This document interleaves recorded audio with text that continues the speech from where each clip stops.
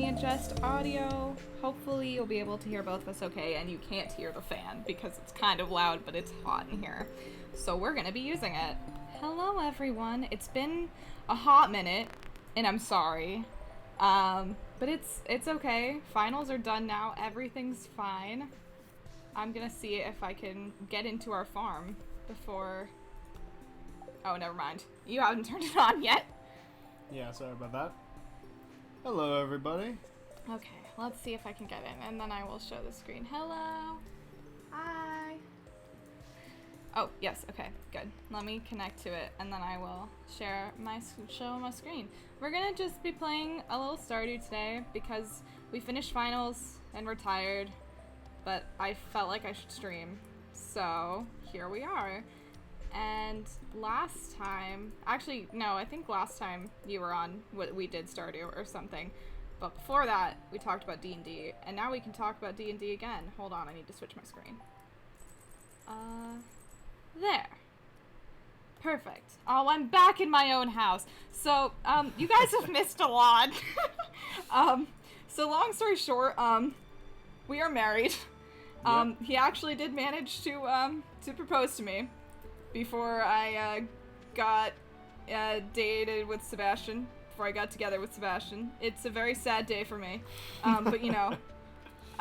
But that didn't stop me from, still giving Sebastian a bouquet, and he is my boyfriend. Yep. I'm okay with having Well, a that relationship. happened fast. Yeah, so long as she wears the pants in that relationship, it's okay. Obviously.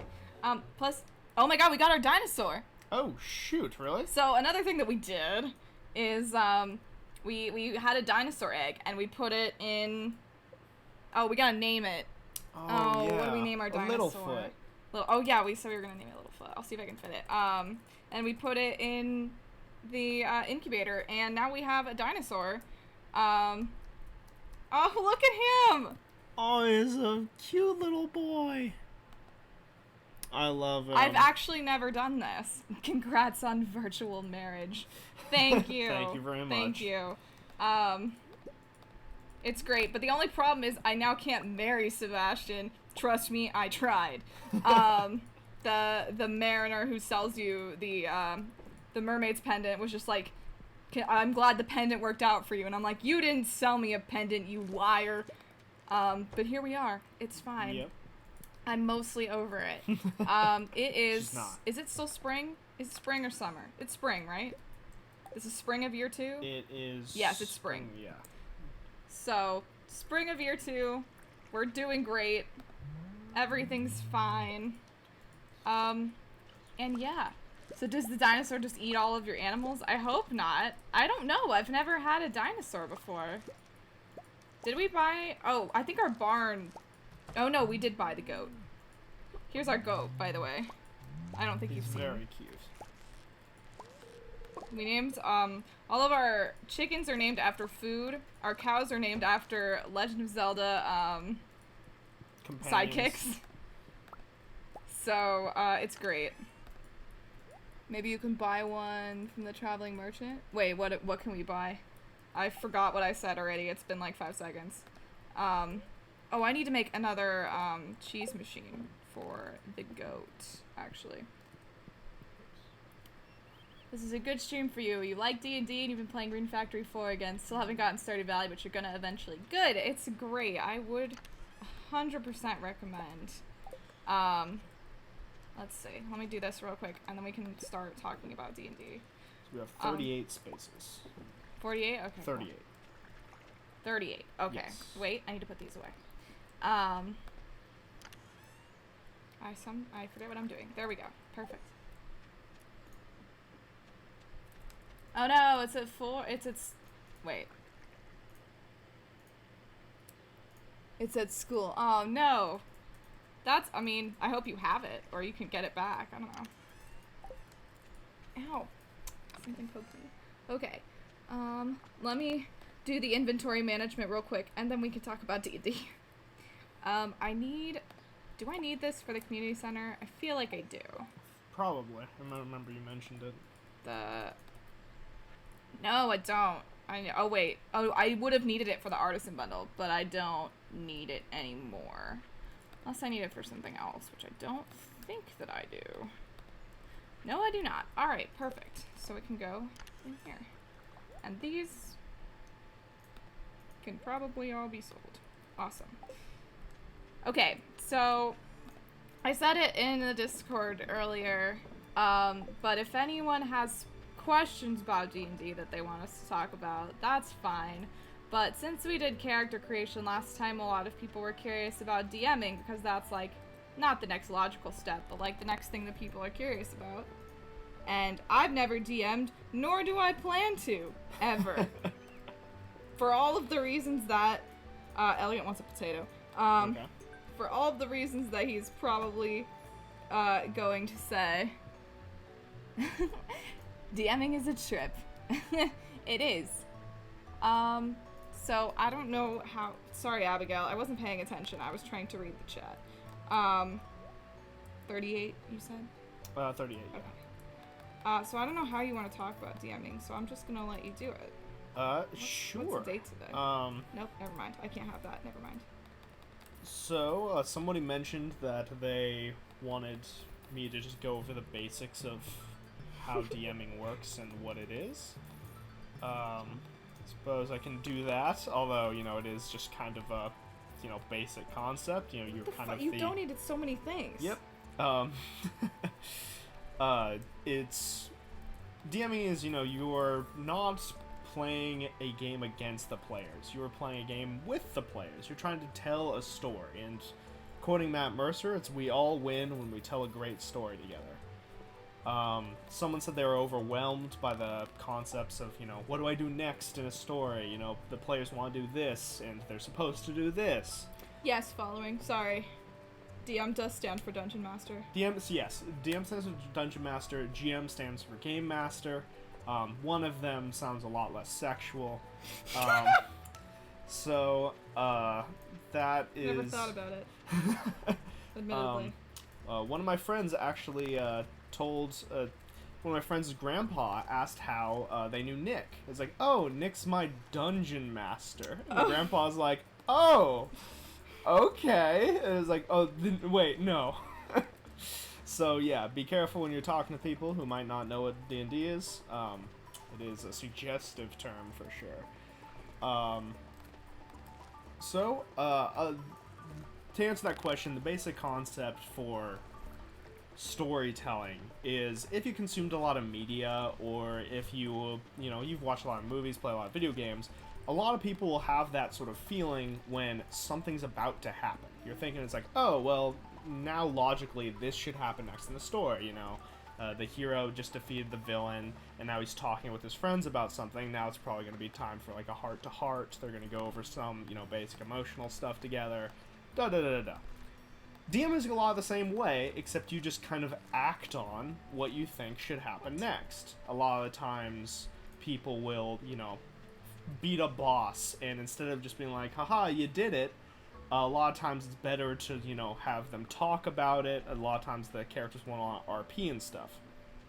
As a DM, for experienced players, it's a lot easier to DM, for sure. A lot of players that just start the game out don't really know what they're doing, so they'll look to you for guidance as sort of their referee slash, you know, storyteller helper. They're like, alright, well, what do we do next is a common question to be hit with. And that can be scary to a lot of people. A lot of people might not know, you know, it's like, well, I don't know how to answer that. That's, you know, completely foreign to me. So essentially you want to have a conversation with your players. It's not forbidden or against the rules or whatever to kind of, you know, tip the GM screen a little bit, which is this kind of paper that you put between you and the players. You can keep all your notes secret and hidden. I usually just use my laptop. But it's totally normal to just be like, hey, so what would you guys like to do next? You know, out of character, what sort of things are you hoping to see? Are you hoping to fight some monsters today? Are you hoping to, you know, go kill, you know, king? Like, what's the plan? And from there, you know, the players will discuss, and in character, they'll talk about what their goals are. And if you if you're playing a homebrew world that isn't using a campaign setting or anything, you're just some guys wandering around in Adventureland or whatever you're doing. Then that's the best way to just kind of establish what your next goals are gonna be. Wait, pause. Sure. Whoever that was that followed, thank you so much for the follow. I can't read your name because I'm freaking incapable of reading the text that displays on my screen fast enough before it goes away. But thank you so much. Okay, continue. Go ahead. So that's sort of the basics. If any of you have like any specific questions on like how I DM, what are things that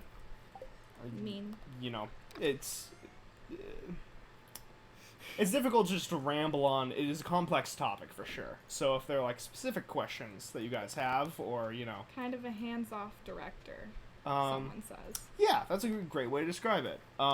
Anytime that your players are actively participating in something, anytime that they're like, hey, I want to go do this, that is the best thing in the world as a GM.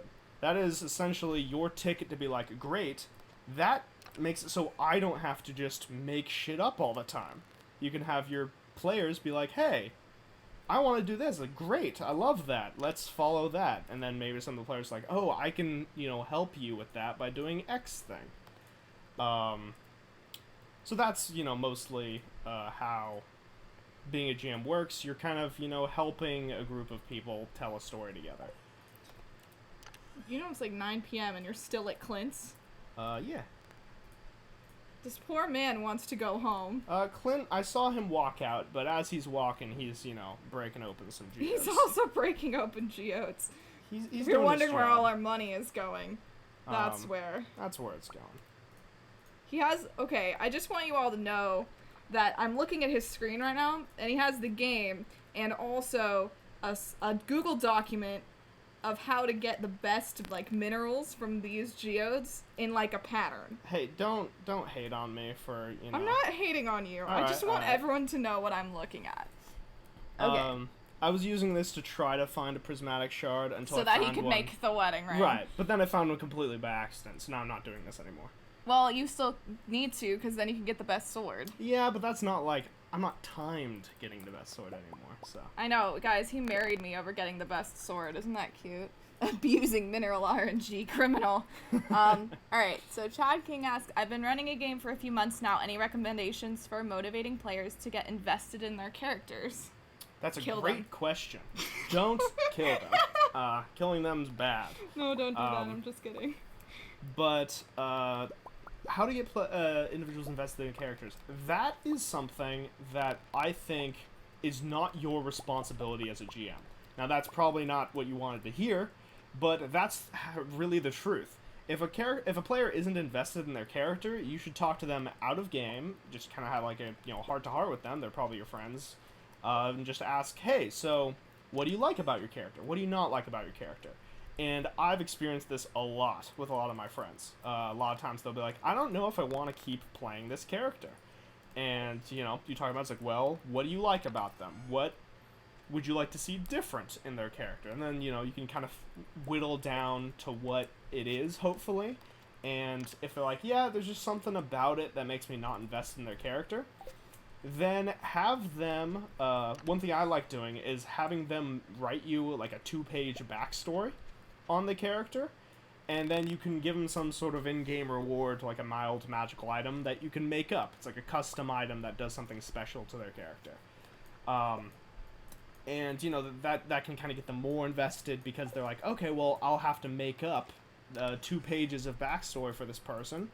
And with that 2 pages of backstory as the GM, you can take that and sort of manipulate a fun plot hook or something. Like if, he writes a 2-page backstory about how his grandfather, the Duke of such and such, kicked him out of the house because he was too rebellious, and now he's off journeying and that sort of thing.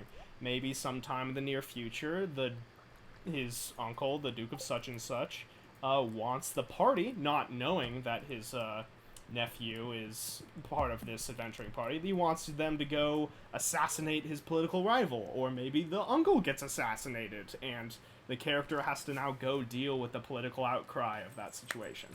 A lot of it, it's a team effort to get somebody invested in the character, and the first half, like the first step, needs to be taken by a player in that they have to write something about the character that they're playing, and with those things that they write, you can then make cool things happen. That's how I get invested in my characters, is write shit. But that may be just me. I don't know. I personally use I use this in my personal practice. I say that any player who now, joins this new character, if they give me a 2-page backstory, I will make them a custom magical item that's pretty good. It'll be better than most magical items they'll find on their level. It's true. Most of them have kept those custom magical items, I think, just for as long as they've had those characters. Just because, partially because they're fun to use and they're unique, and they won't be, finding that item ever again. But another thing is, if your character has an item that's unique to the world, that kind of adds, new, sort of attachment to them. They have this sort of inherent tie to the world you're playing in, and that feels cool. Hang on, there was another question, but I'm making coffee. No worries, take your time. Oh, I forgot that takes 5. I should be saving more of those. This is actually a really good question. How hard is it to balance the player's current levels with the strength of enemies? Okay. This is one that I hear people complain about all the time. A ton of people ask, because, it's a difficult question. Don't trust anything you read in any Wizards of the Coast book. Those guys have no idea what they're talking about, in my personal opinion. They'll say, there's a, they'll say, it's a party of 5 level 3s could take on a single level 5 monster, and it'll be a hard or deadly encounter. And they'll just destroy it in 2 or 3 rounds. Or you can put them up against, 20 or 30 skeletons, and they'll get destroyed by those 20 or 30 skeletons. In the game, the sense of balance comes from something called the action economy, which the basic, concept of that, I'm sure most of you are familiar. But the team with the more people wins. The more turns you have, the more likely you are to win the game. So rather than looking at somebody's level or what they're equipped with and that sort of thing, I would mostly look to how many players you have in the group. If it's a group of 2 or 3, most of the time you want to balance something of having 1 or 2 things on the board, or 5 or 6 if you want to be really hard, but then you're going to have to scale their levels back quite a bit. If you have a party of 5 to 6, then you're going to have to probably up the, encounter a bit. You're going to have some spookier shit. Meanwhile, there is CR, and that sort of thing is supposed to be an indicator to kind of help you out with what you're doing. I've found it to be really not indicative of how difficult it is once you get, around level 3 to 7, it's useful. Anything below there, parties of 1 to 3, they could die if, a strong breeze knocks them over. A level 1 character who's, a wizard will have 6 to 7 HP, on average, unless they roll high for con. That would die from a 10-foot fall on average. So, and if they fall 40 feet, they are instantly dead. So, they're mostly just a normal person who managed to, pick up the ability to throw some sparkles around. Meanwhile, a level 8 fighter could fall 200 feet and probably survive. And, it's just because that's how magic and HP works in the world. It's a suspension of disbelief. You're gaining magical power from defeating monsters and that sort of thing. But yeah, monsters and CR and actions and attacks, it's really difficult to mathematically figure out, what should I throw against the party. All that being said, please feel free to modify a monster during combat. Don't tell your players you're doing this, but do it. if they're getting smashed by the boss within the first 2 rounds of combat because you made his to hit too high, or he has too much HP, or he just does too much damage, dial it back a bit. You don't have to continue the boss fight with this crazy difficult boss that you're only just realizing, ooh, maybe this is kind of unbalanced for the current party. Like, if the party of level 10s goes up against this, like, single level 20 boss, who knows if that's balanced? Sometimes the party is super lucky, they never roll below a 17, and they destroy that guy. And that's okay. It is okay for the party to destroy a boss, in my opinion as a GM. I think those moments are very fun and very exciting. When everyone crits on the first round of combat, the boss should die. The gods have decided that today is the party's day, and they deserve to be lucky once in a while. But on the alternative, if no one can roll above a 5, they're failing all their saving throws, everyone's stunned and getting kicked in the face by a bunch of zombies, maybe that's the point when the boss's 8C drops 3 or 4 points, or an ally swoops in to help, or something happens to swing it in the party's favor. You can make it dramatic in that sort of way, where, an NPC that the party saved previously could come in to help, or you can make it, much more subtle. You can make it so the boss stops using his level 5 and above spells. You can make it so he only makes 2 attacks per round rather than 3. You can describe a buff that the boss previously had suddenly whooshes out of him, and now he's fatigued, taking disadvantage on everything. There's a lot of ways you can mid-combat balance a fight in the party's favor. I would never recommend mid-combat balancing something against the party's favor. A lot of, people online will talk about, like, oh man, my boss got one shot and he didn't get to make his cool monologue or whatever.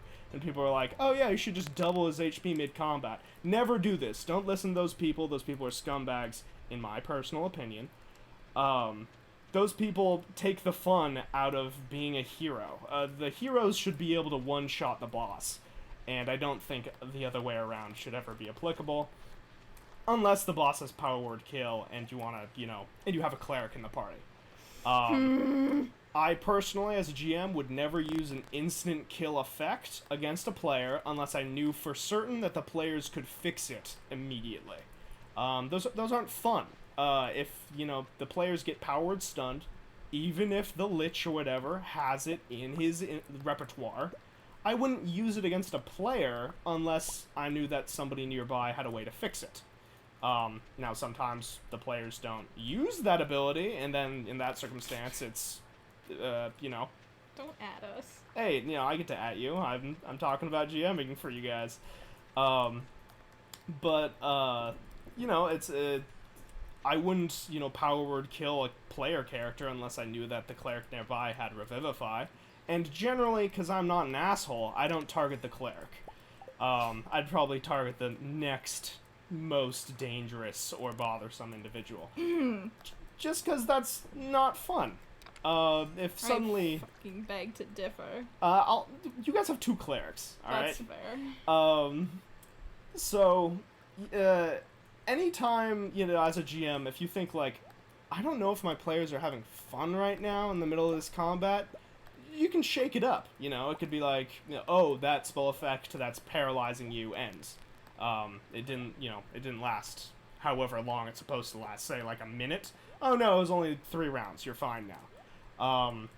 Taking actions away from the players, especially at low levels, is something I'd recommend against. Once the players get to high levels, where they're doing that to pretty much every NPC, they cast Black Tentacles and Restrain every enemy, or, the players are casting Dominate and stuff like that. Then, taking some actions away from the players, Hold Person, etc., Power Word Stun, those are things you can use, but I imagine for most of you, you're talking about for low-level things. So, for that purpose, I'd say stay away from what I'd call crowd control effects, things that prevent people from doing fun stuff. Instead, stick it to something like, you take disadvantage on your next attack, rather than you're paralyzed, you lose your turn. Or if you want to have, like, a debuff, you can give them, like, slow is a interesting debuff. It kind of limits some of their effectiveness. Another one that I love and my players have mixed feelings about is Cloud Kill. Cloud Kill is a perfect example of a well-balanced spell, in my opinion. It's level 5, so only very powerful spellcasters can have it. It's a poison effect, so many things can have resistances to it, including the players. There's a simple item called, an anti-venin or something like that gives you resistance to poison for an hour. So if you know the boss is gonna have it, you can knock one of these back. You're supposed to and know the the spells boss is gonna have it. Well, at this point, all bosses have it. Yeah. And Wizards of the Coast agree with me where this is a very popular spell. Most high-level bosses have it. It's level 5. It's concentration, which means that if the boss gets smacked in the face real hard, the spell goes away. So the players have like a clear purpose for getting rid of it. It blocks line of sight, so the players can't just stand back with their ranged weapons and whittle away at the big melee fighter knight. And last but not least, not cool part. it can be dispelled by low-level wind effects. So the players who had prepped some low-level wind spell suddenly feel pretty good that they managed to get rid of a boss's level 5 spell with their lowly level 2 wind wall, or gust of wind, or however they managed to do it. That's a pretty cool feeling as a player, of like, I countered the boss. Anytime a player, you can make a player feel like they've outsmarted the GM, do it. You never want to be like the GM who's like, oh, you never tricked me, I expected this. You want to be the guy like, that was pretty cool. You did something that that beat the snot out of this guy. Good job. And that is a great feeling as a player. I'll look at the chat. That's a long form explanation to a question that was probably deserved a simpler answer. Hopefully that helps a little bit. Mid-combat balancing, I guess, to summarize. Well, one of my players likes collecting goops, oozes, and slimes that spawn from my enemies. They have a good collection now. They plan on mixing stuff. Any good ideas on what will happen? Awesome. Goops, oozes, and slimes collected from enemies. So for this purpose, I would direct you to a very fun page called 100 Random Potion Effects. No. You could have the players or yourself. I always prefer giving the players more dice rather than myself. You could ask them to roll a d100. This page, if you Google it, it'd probably come up as 100 Random Potion Effects. It will cause any sort of thing, and the player would essentially get this rainbowy, sparkly potion that could do anything. The players, whether or not you want to do this, the players might not be able to identify what it's going to do until they actually drink it or have somebody else drink it. Leave my rice alone. Stop trying to hit it with your sword. Or you could have it be, they're able to identify it if you think it's an effect that's like, ooh, if they drink this, it would kill them. Maybe allow them to identify it ahead of time so that they're able to, mitigate the effect, maybe be able to poison somebody. One of my favorite effects on this list, and easily one of the most intense, is causes a grove of trees to spawn where the potion is poured out in the ground. If it is drank, well, unlucky you, I believe is the potion's description. So, that one's very fun. I'd recommend that list for like this oozes and swampy, alchemist type thing. The other alternative is, if they enjoy that sort of thing, you could look to the actual potions that exist in the game. Depending on what type of monsters that they've defeated to get these oozes, maybe give them, the ability to craft a thematic potion. Or maybe even a poison from these. They might, craft a bottle of midnight tears for use in the assassination of a king or something like that. Or maybe they get some, like a potion of invisibility if they defeated, like, a gelatinous ooze, because those are mostly transparent. It makes sense that they should be able to turn invisible by mixing up some of that. You don't have to be super creative. Mostly it's just do what... use the resources at your disposal for these types of things, and usually you'll be okay. Lots of mimic juice, maybe some good acid. Mimic juice? Well, mimics are mostly made of, like, super dark, sort of, like, wooden material, rough on the edges. Maybe they make a potion of bark skin. lots of acid.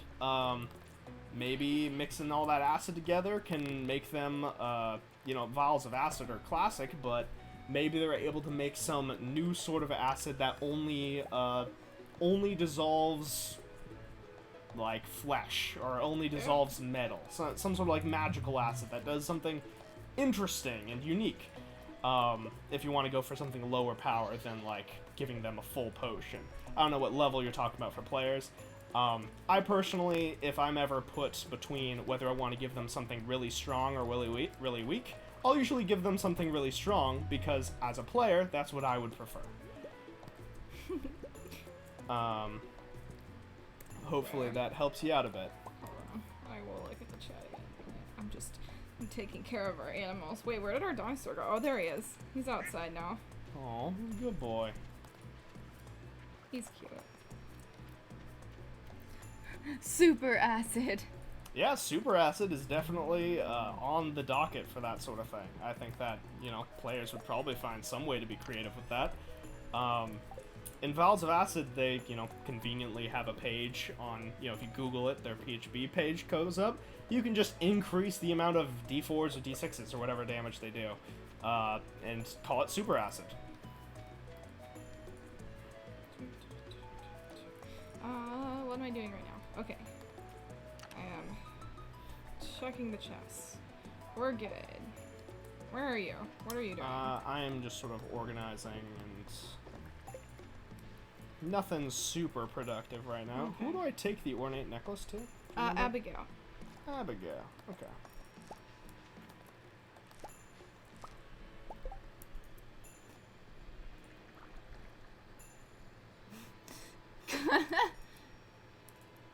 Good descriptions for guy hitting with sword, other than he swings real good and it gets you.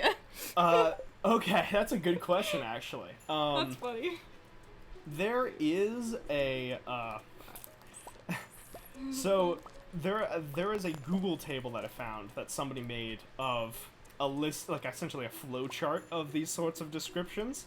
While that's probably not something you want to have open during combat, it could be something, if, this is the sort of thing, if you're really into the storytelling aspect of it and descriptive nature of things, you could look up this table.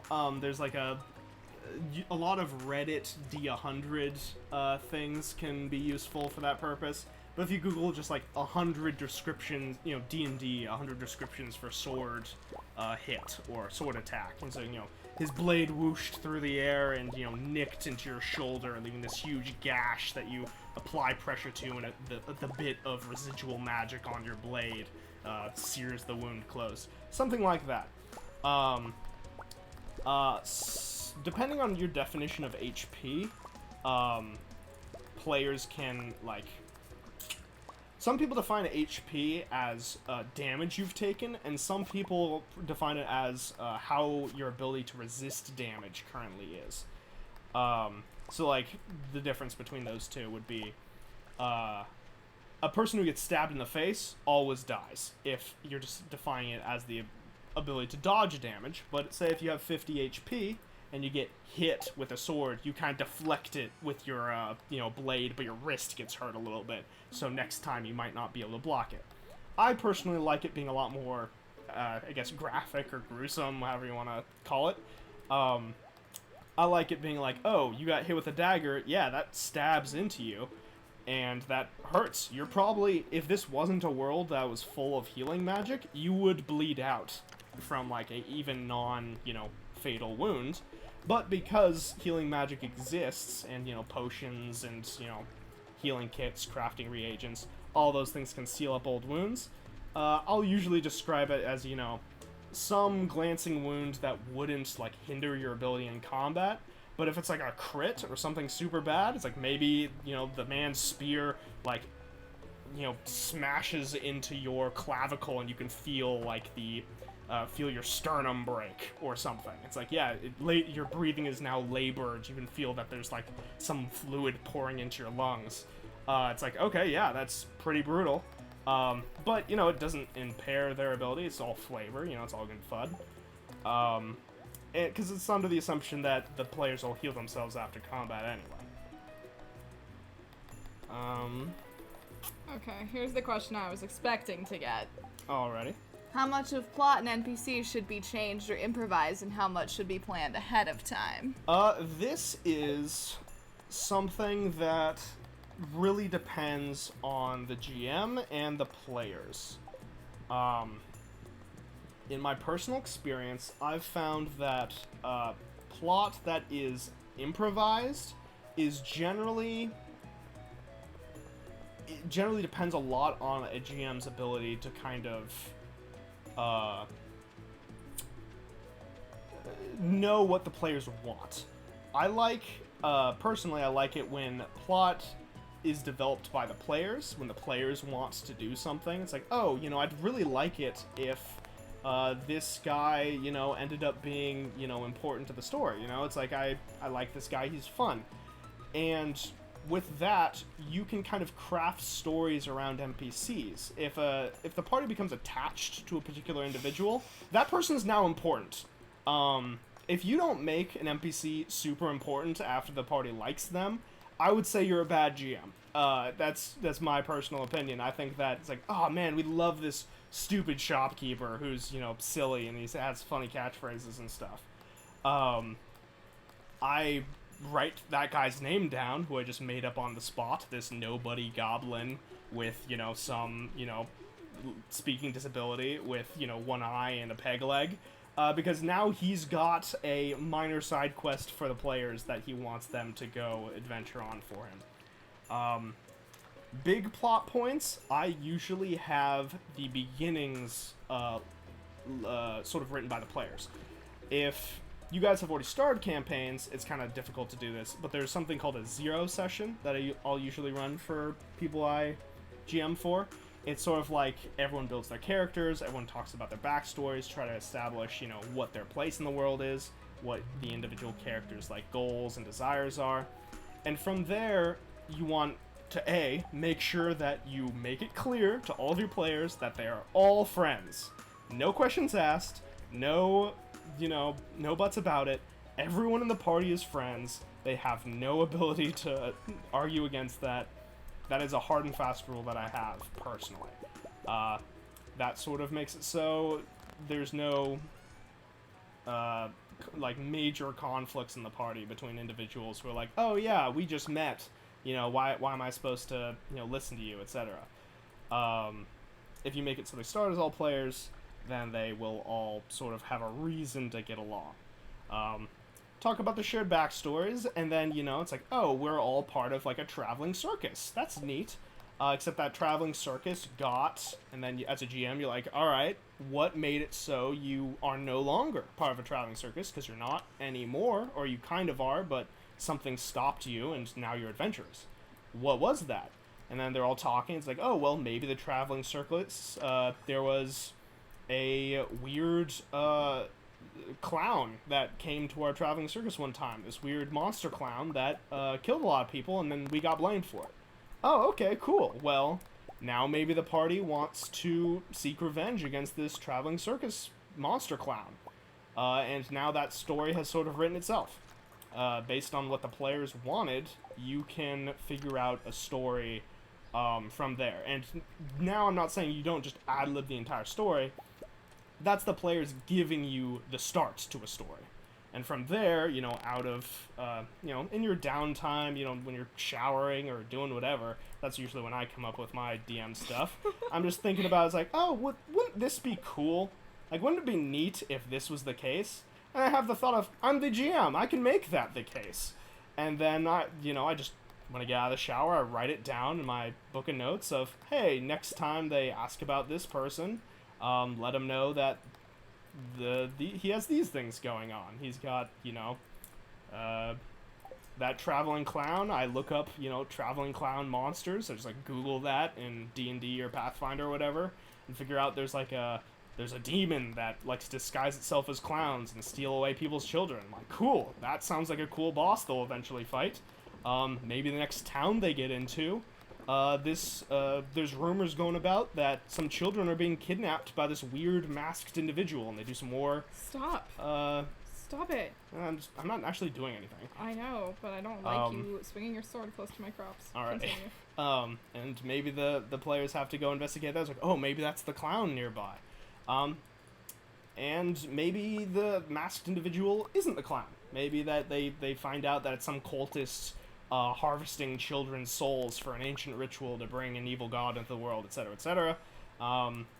And then, after they defeat these cultists and save the kidnapped children, one of the cultists mentions that they got the formula for the ritual by this crazy demon clown, and now they've got a clue to go, hunt down this demon clown.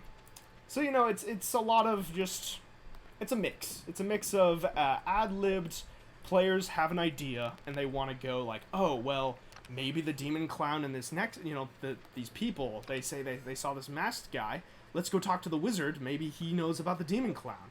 And the wizard's like, oh, well, I can help you, but for a price. You have to go kill this monster for me.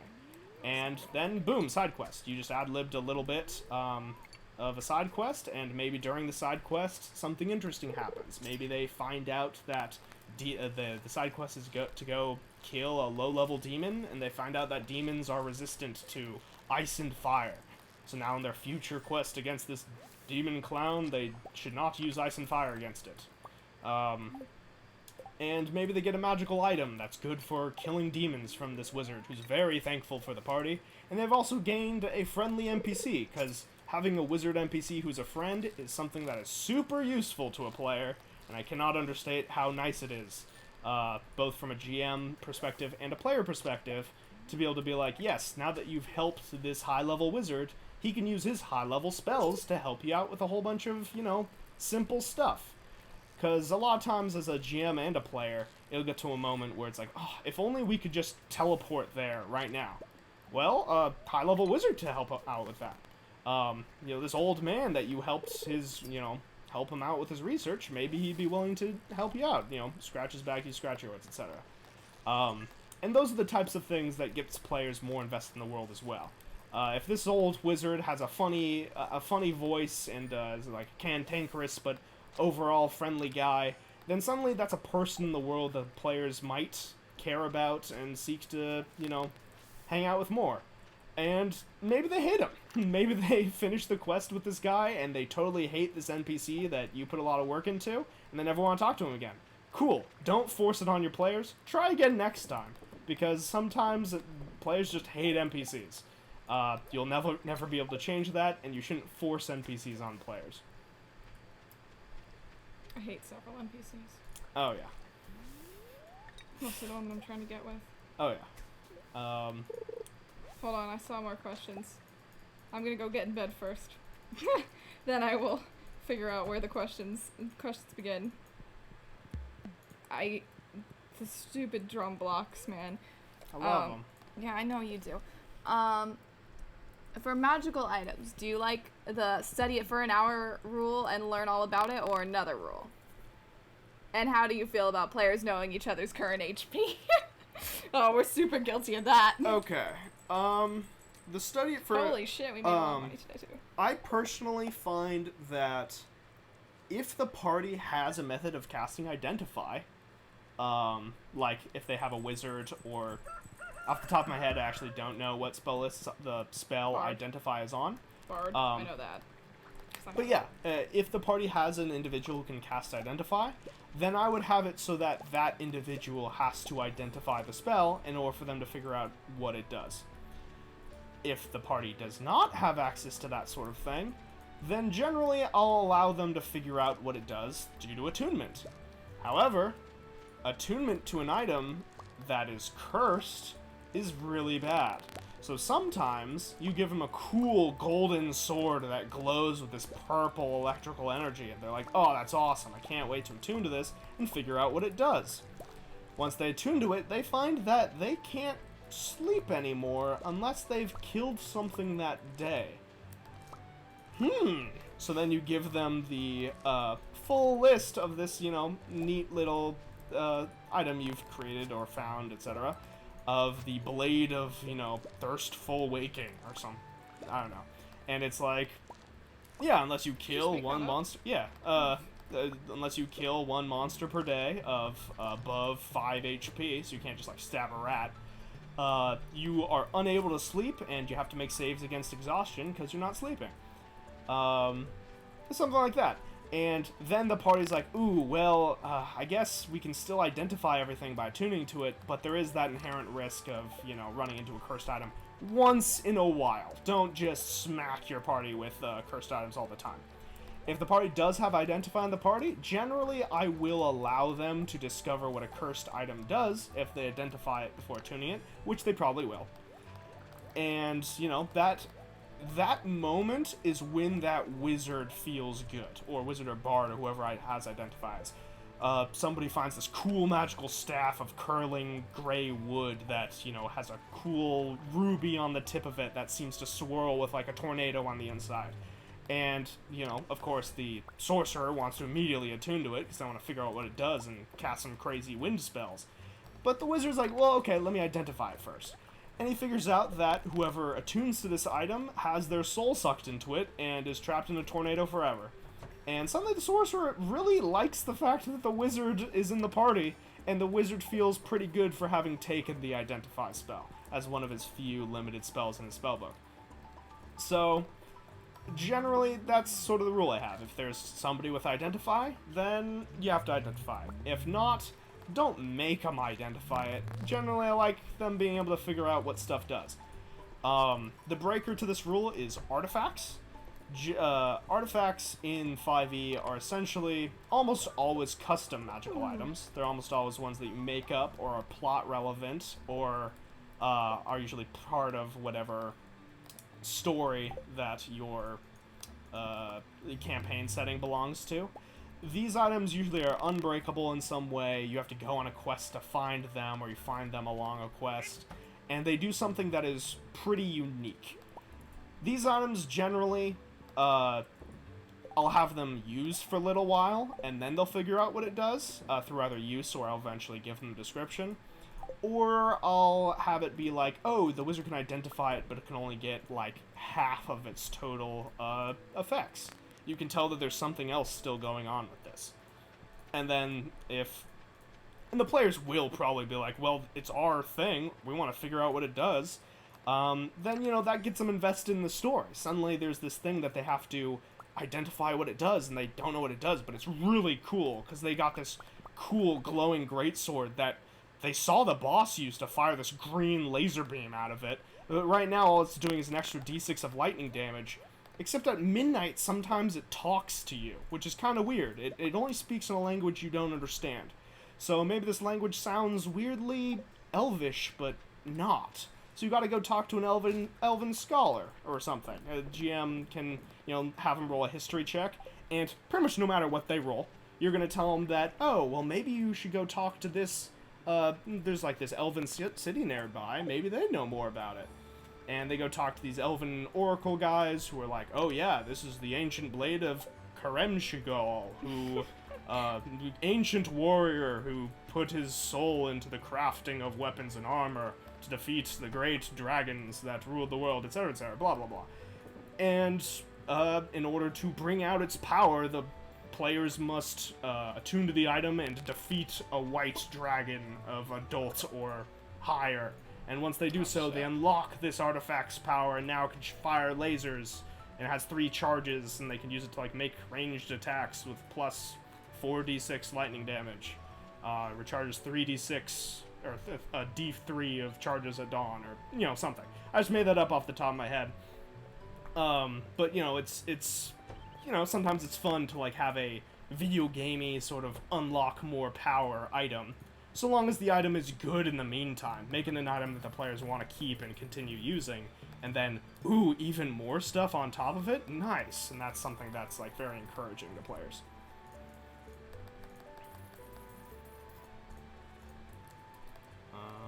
That'll work. Okay, hold on. I'm buying seats. I'm in the middle of something. Okay. How do you feel about players knowing each other's current HP? Current HP, I... You can't control us. think that depends on... Well, I think it depends on the difficulty of the game you're running. I personally run very difficult games, and I make that clear to the players when they start. Like, I I said, it's like, okay, I am a GM who will kill you. Be aware We're that, aware. you know, that's a fact. Are you all okay with that? And because most of my players are very experienced, the ones that aren't are very down for a dangerous world, then I allow them to know each other's HP, because if they didn't, they'd die a lot. So it's sort of, you know, that give and take of, sure, you can know each other's HP, but you know, there's going to be a lot of bosses who, you know, might, you know, have more strong abilities than the players might be immediately prepped for, and that'll make for, like, a challenging fight. Sometimes they'll have to retreat or, you know, think about a fight before going into it, or else it's, you know, kind of rough. So generally, I personally let them know each other's HP.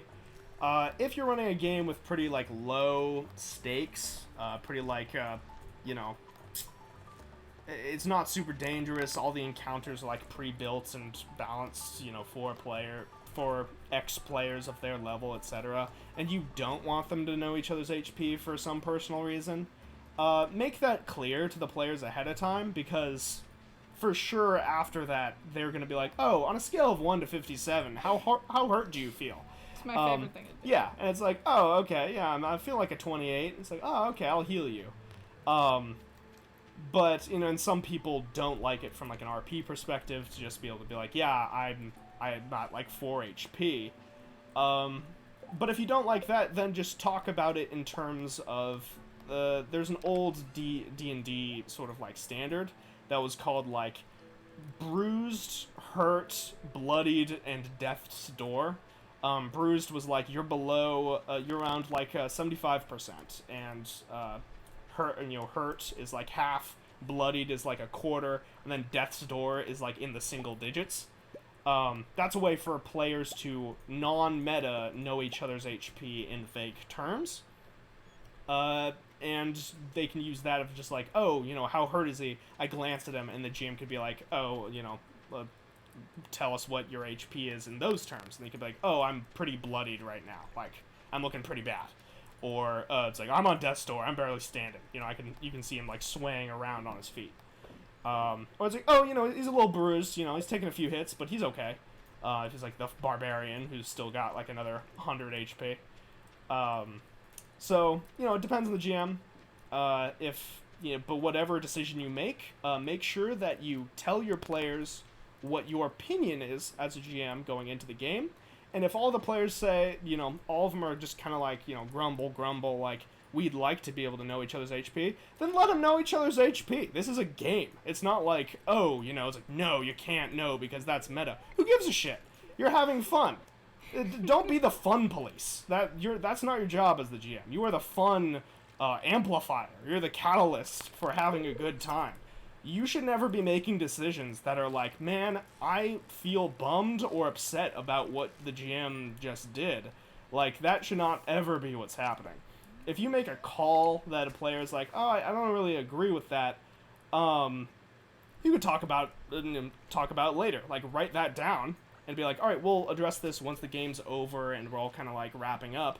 Hey, so I want to talk about this call, you know, in the future when I'm making calls like this, how would you like me addressing that? Let's talk about it. Let's talk about, you know, if there's any basis and rules. And, you know, a lot of times players will be like, I want to do this thing that's clearly not allowed. And those things, you should pretty much always let them try. You know, it's like, oh, I want to use the web spell to be like Spider-Man and create like a rope that, you know, allows me to swing from this building to another in this critical moment. Like, you know, the building below us is collapsing. I want to grab I want to grab the halfling and Spider-Man to the next building. If you look at the web spell, that's not at all what the web spell does. Not even close. But that's badass. And you should at least let them try. And usually letting them try is a d20 roll adding their highest stat. In this circumstance, it would be their spellcasting modifier, probably, because they are a spellcaster, and they're trying to do something cool with a spell. Or you can make an Arcana check, but generally if they're like a sorcerer or warlock, that won't be very good. So I'll usually just make it a flat d20 plus their relevant spellcasting modifier. And it's like, you know, if they get above this is a bit of another hand tip, but Generally, so long as they didn't roll below a 10, Stop it. they succeed. Even if they do roll below like a 10 or, they get like an 8 or something, I'd have them succeed, but, they take a little damage. They, like, knock their leg on the edge of the next building and then have to, like, clamber up. And they take, like, a d6 of damage, something inconsequential. Like, it's like, oh, you do this awesome thing, but you stumble a bit. If they get above a 10, it's like, yeah, you're good at magic. You do this wild thing in this, throw the moment type, situation, and you're a hero. Fuck yeah, break the rules. Do something wacky. Do something that, isn't designed in the game, because you're all telling a story together, and you shouldn't be limited by what your class abilities say. You should be limited by what your creativity and your bounds are with those small, little individual things. Would it let somebody with the fireball spell control flames to put out, fire in a house? Probably not. That would be something that would be like, alright, well that's, fireball is creating fire. You can't just suck all the fire away from a house. It's like, okay, I'm gonna use fireball to, like, set this part of the house on fire, so the fires, like, burn into each other with, like, some magical manipulation and force. Well, okay, that's pretty awesome. That's creative and, goes within the bounds of what I just described. For sure. Go ahead and give me you're a sorcerer, give me a charisma check. And, that's sort of how ad-libbing spells work. I don't even remember the original question. Hopefully I helped out with whatever that was.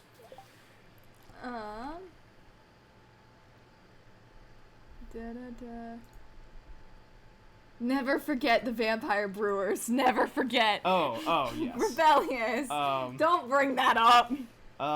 So yeah, that was a fun situation. It was not fun. That was a fun situation of the party hitting a situation that I would never, as a GM, put them into without their agency. They, as a party, decided that they want to pursue this group of very dangerous individuals. And they knew that they were dangerous from the descriptions I gave. Absolutely. They knew full well that they were going to go fight. Or not fight. No. They knew full well that they were going to go some of us. See some vampires. At no point were they forced into this room. They actually lied and cheated their way into this room. At which point they saw there was a big old vampire guy. And the vampire guy, he's haughty. These peasants, even though they are adventurers, to his opinion, are just peasants. We were peasants at that point. Gotten into his brewery. That's amusing. That's not a threat. That's not somebody I'm just gonna kill. These people are funny. I'm going to see what their deal is. And he was willing to just let them, like, essentially he was gonna have two of them just, like, punch each other in the face until he got bored, like, a minute later. My order was to kill my entire party, and I was going to do it. Oh, for sure. But, like, from the DM perspective, it would be like, alright, she throws a dagger into one of her allies, maybe they start combat with each other. But this evil villain wouldn't let the party die at this point. That would be a waste of entertainment. Why, ruin a good time so soon? So he'd, stop the fighting at that point, and he'd be like, alright, this is enough, you're free to leave, get out of my sight before I change my mind, and generally the party will be like, alright, sure, let's get out of here. Those that don't are suddenly faced with a choice.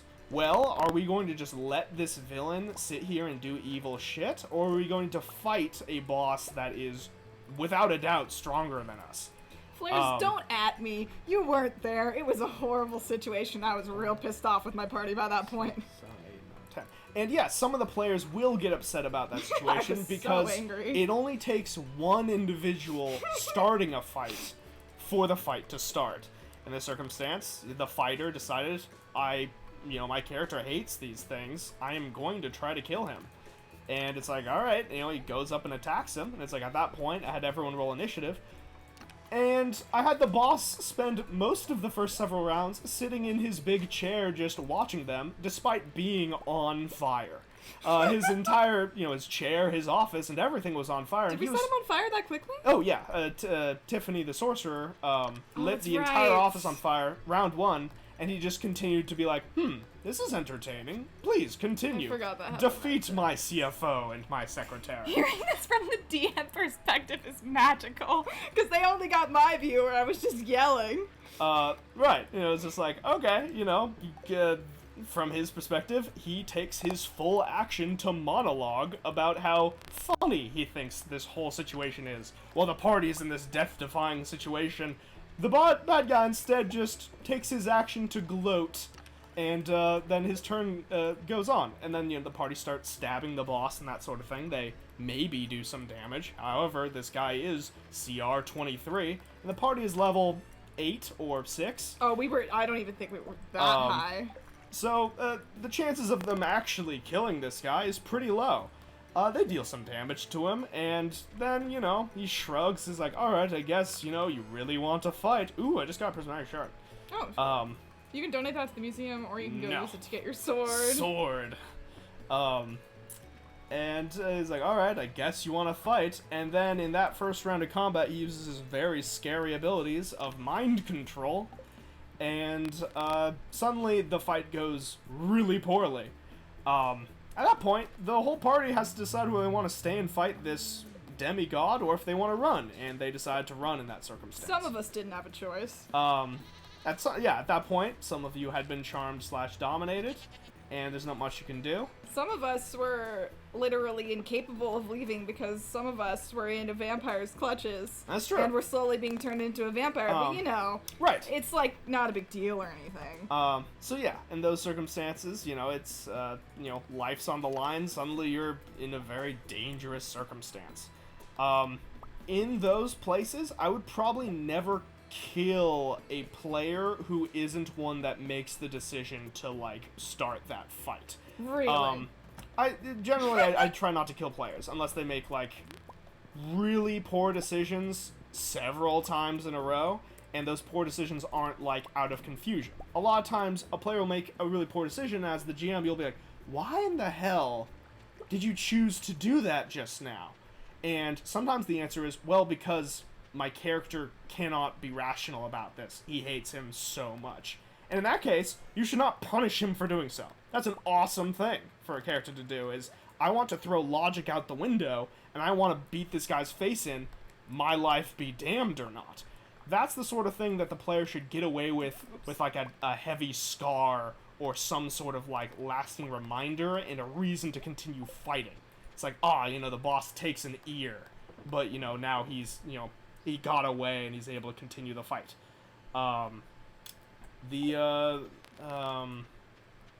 But in the circumstance of, this fight, for example, should the particular individuals who are being turned into vampires have actually turned into vampires, they would have come back later, and she's probably told you about the later fight that happened that day with more vampires and an evil god.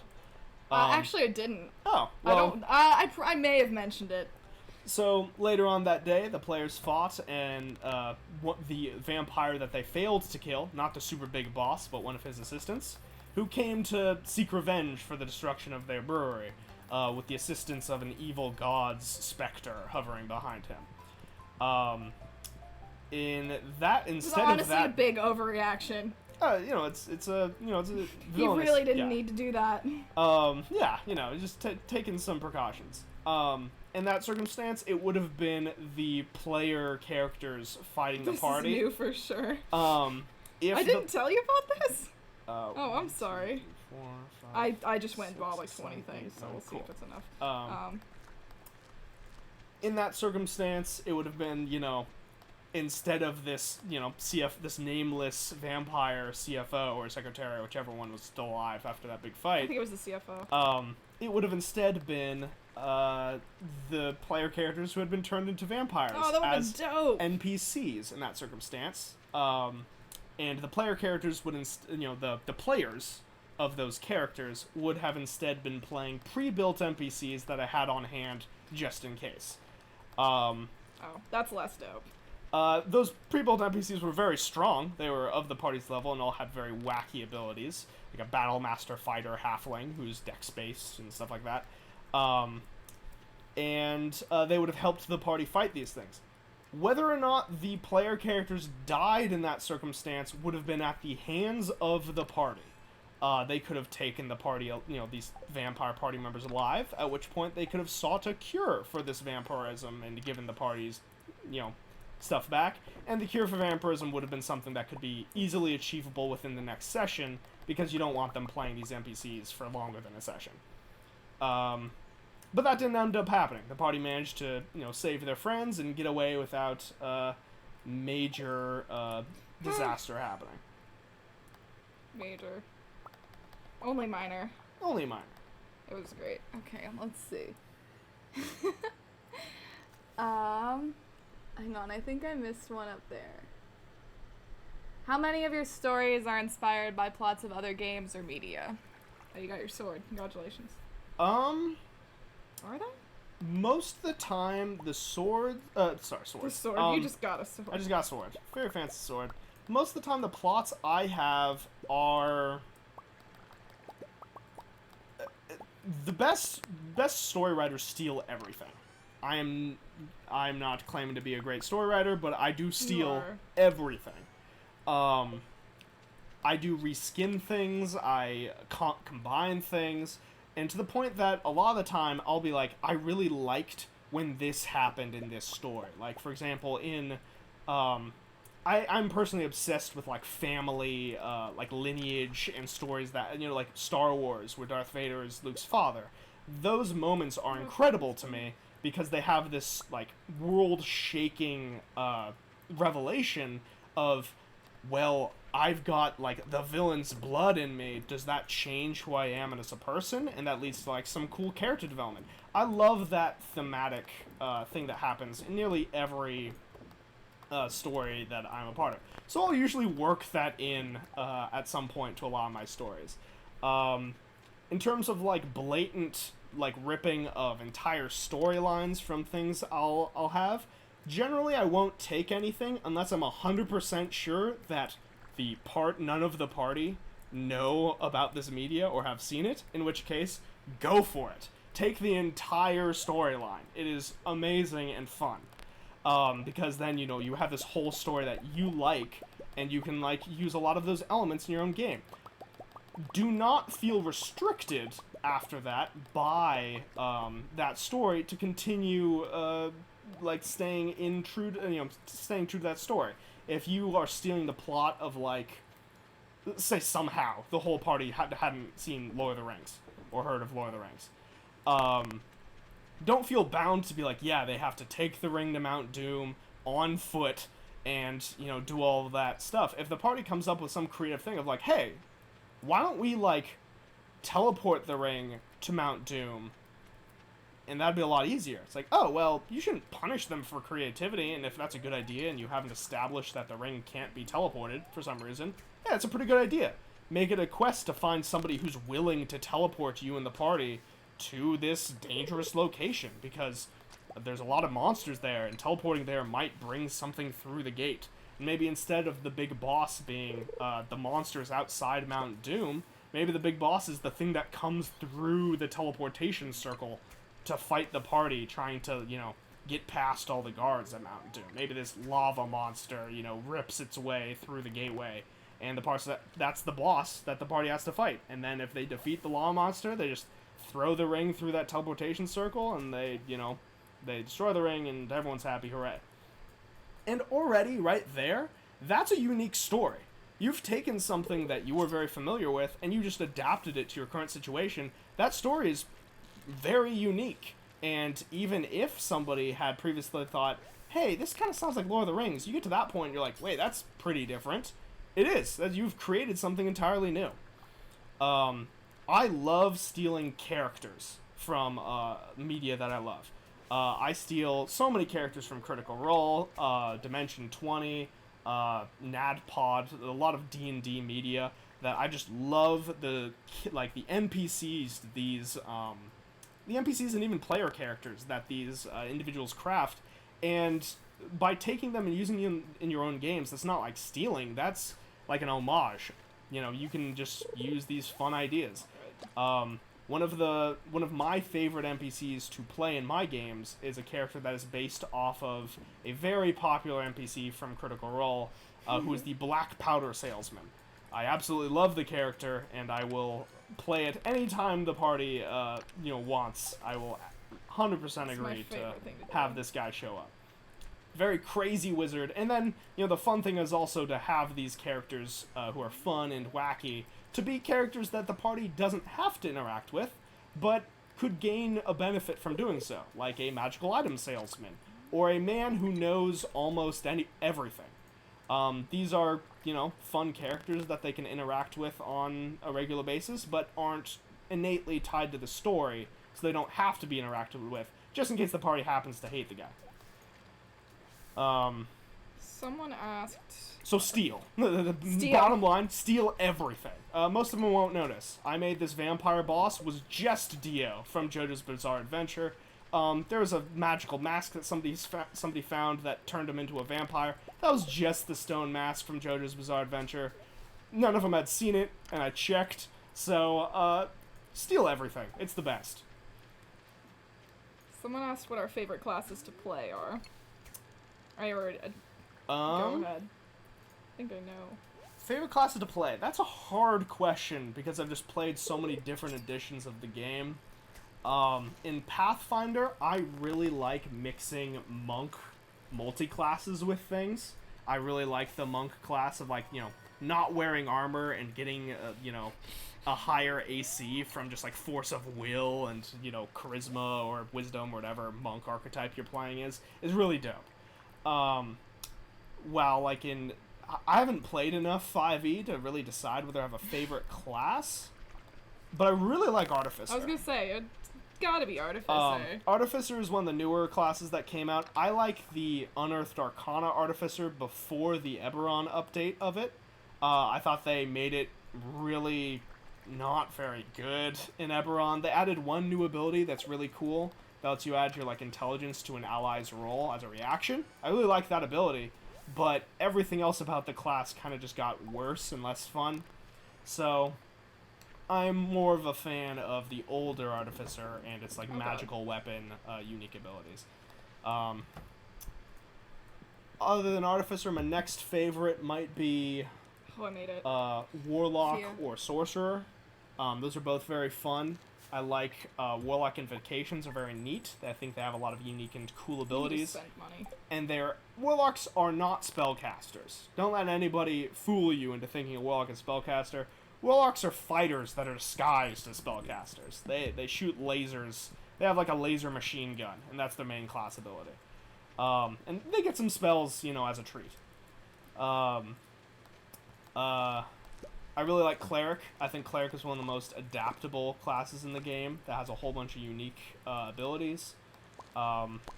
I really like Druids just because they're really cool, if not, pretty straightforward. So I'd probably say it's a tie between Artificer and Cleric for me. I don't know. I never thought I would say that I liked playing a non-spellcaster. But I am very attached to my rogue, and I'm not sure if it's because I like playing rogue or because I like my character a lot. But I really do like rogue. I think rogue is really fun. I like Bard. Bard is very fun. Bard was my first character. I love her a lot. She's great. We have a lot of spots down here. Yeah, no, stuff. I was gonna go. Oh, the flower dance is tomorrow. That's not what I wanted to do. I think that's... I'd probably have to go for Rogue or Bard. Bard if I want a spellcaster. I'm playing a Sorcerer and I like that, but I need to fucking do her because her stats are a nightmare. They're not good. Hey, talking about Celine. Celine. Celine's stats are not good. Did you roll stats for Celine? Yes, we rolled stats together. And I just got but I got 2 high rolls, so I wanted to keep it, because I could do con and charisma, and I thought that would be good.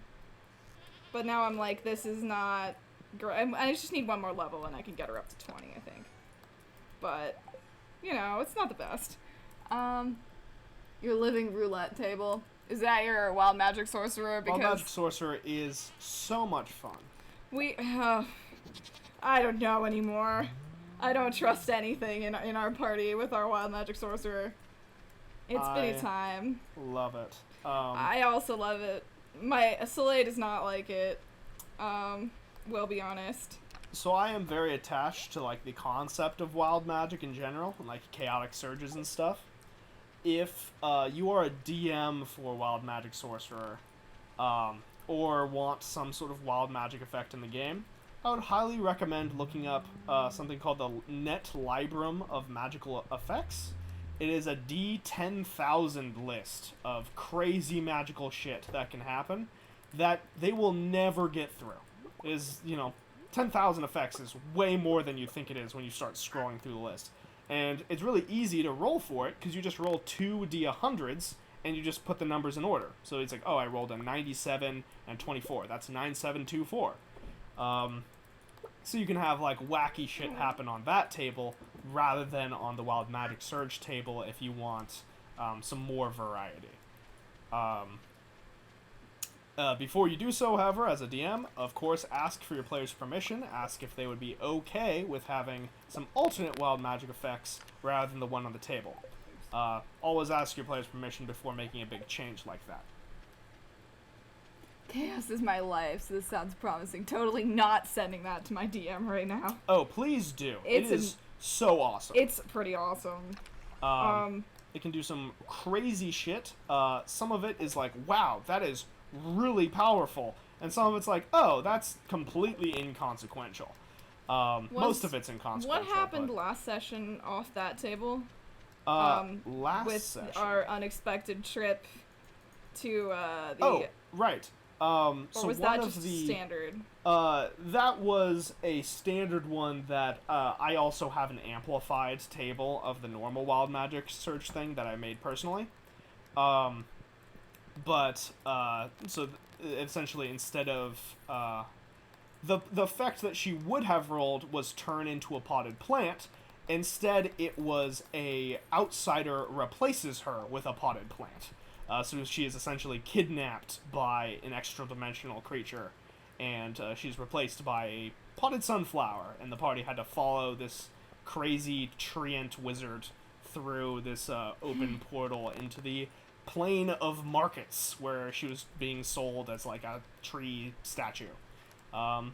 It sparks fun shit.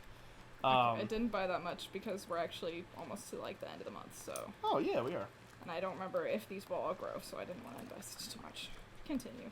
It was a nightmare. It was fun, and the party had some cool interactions in that plane. If someone else didn't start that street brawl, I was going to. Oh, wait, did I buy too many things? I thought there were more. So yeah, Wild Magic is very fun. And as a DM, if you want to have like a location that has a unique and scary effect, there is, you can just have a place that is infused with wild magic. The people from the nearby towns whisper about how casting spells in this forest causes crazy things to happen. And once, and the party is sent into the forest as part of some quest, once the party starts casting spells in there, they start rolling on this D10,000 table every time they cast a spell, and it does some crazy things. That can always lead to some fun. A couple example rolls on that table are nearest paladin's boots are filled with milk. Party is transported to the nearest farmhouse, which can be miles away. One of them I think is funny is nearest chaotic aligned individual is turned into a pig. And a lot of these effects don't have a listed duration. So as a GM, you should decide that duration in the player's favor most of the time. You should make it, it's like, oh, if it turns the nearest party member into a pig, that's a short duration, at most lasts an hour. If an enemy gets hit with it, then maybe it's an enemy. It lasts forever, and they're a pig forever. That'd be kind of funny. Be careful when using that table so that you don't, ruin a player character. You should always, change it or tweak it a little bit so that it is more fun than the alternative for a player. Some of them straight up can kill the caster or the target, so make sure that you don't just wild magic destroy the party based on just random chance. That's no fun. This sounds perfect. Oh no. You've inspired so much. I'm happy. Inspiring people to like D&D and do crazy things is the best as a GM. That's pretty much my goal all the time. What other crazy stories have I told in the Discord server that you would like the DM's perspective on? Because most of the time it's just me yelling. Good. And it's not good, actually. It is good, but like most of the time I'm yelling. It's great. We love it. But I don't remember what other stories I've told that have made a sufficient impression that we need to talk about them. Have you done the quest where you bring Evelyn a leek yet? No, I haven't. Okay. I was gonna go back and get that right now. Okay, hold on, I'll bring you one. I also need some sashimi. Oh yeah, I need that too. Can you give me that? I don't know if I can make that actually. Sure. I'm trying to think. What other things have I yelled about lately? Oh, I can make it. I'm just gonna make some. No. Oh, I'm sorry. It's okay, I can go give this to Sebastian. Oh, he does like sashimi. There you go. Thank you. There. Ah, now I'm gonna go give it to Sebastian. Oh, betrayal. What do you mean betrayal? He's my boyfriend. I'd have to think back. I can't think of any specific ones. Me neither. What other things have I had to yell about lately? Oh wait, did you have a leak? I do. Oh shoot, I have to give it to you, huh? Here you go. No, don't. Ew, gross. Ew. Thank you for the leak. Wasn't there a recent D&D session you had that you said was hell? That could be any session. Probably the Lich fight. Did you end up killing your old party? Oh, I haven't. That's upcoming. Wait, it's to Evelyn, right? I did mention that. No, we haven't gone there yet. And also the rest of my party doesn't know about that. The only reason I know is because he's here all the time, so he told me. Where is Pierre at? Is he, is he in here? Is Pierre the doctor? No, that's Harvey. I think Pierre might be in a store, so I don't know if we're gonna be able to talk to him. That is actually a good story to tell, though. So last year, we had characters, and we finished, our main quest, like, that we had right at the end of the semester. It was like or at the end of the year, actually. It was like such a great note to go out on. We had this mission this whole time to kill this white dragon, and it was awesome. Like, the fight was really good. God, where's Sebastian? I don't think I can, give it to him. And then, well, it is a secret, but it's not like any of the rest of my party is here. Our old party killed the white dragon, and it was great. It was fun, and that was where we ended that campaign, and we made new characters for this year, and we've been playing them since then.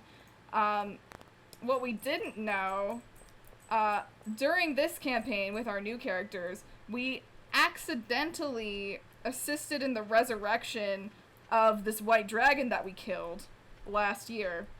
So she was back. We met her in the trial for this organization that we were joining, and we didn't realize it at the time until during the final fight she turned into an adult white dragon, and then it clicked what we had done. We find out that actually our old party are assholes and didn't have all the information and should not have killed this. Why am I going to sleep? Should not have killed this dragon, and you can feel free to jump in if I'm missing anything here. No, this is all pretty accurate. And, yeah, we shouldn't have done that, and he tells me that if we had asked around, like, if we had actually gathered information instead of jumping straight into this fight, we probably would have found that out. Oh, yeah. And done things very differently. But we didn't, and it turns out that this adult white dragon, I love her to bits, but she is kind of vindictive. And the first thing she wants us to do, once we get to the old city she used to rule, where her mother is now back in power, and her mother is actually super evil, which we did not know.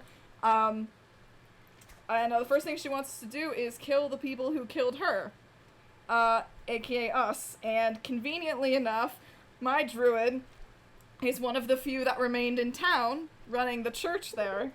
So I'm pretty sure my druid's gonna be first. And my rogue has about like 3 or 4 ways planned out that I could easily one-shot my druid. I'm ready. But it's gonna be bad times, especially for some of our other party members who were very, very attached to their old characters. No one else probably even has like an inkling that this is probably Oh no, gonna happen. I'm the only one and I haven't said anything. Obviously. Yeah. But they know where we're going. Yeah. Next. We're going back to that city. Like, that's a for sure thing that's happening. But I don't think they've put it together yet that Olivia's with us and she's not exactly happy that we killed her. So it's probably, and especially Joe. Joe's gonna be so mad. Joe is going to very much be I don't mad. know if we'll be able to kill Sawyer's character. Yeah, we'll see. I'm not confident in that one. I'm confident in everyone else. But not that one. I think he could. What could go wrong? We need that guy shooting himself image. It really will be, because I'm gonna be the first one to, like, have my character die. I'm absolutely positive that she will go down no problem. But then again, you are playing her now, and you will probably be significantly more competent than I was. I should send you her character sheet. Hey, I'm not gonna Speaking of, go against the character and make her not summon a bunch of panthers my and then entire use Thornwhip. My druid was a Circle of the Shepherd druid, which means she gets buffs. Oh shit, it's 1:40. I was just fishing out here, talking about D&D.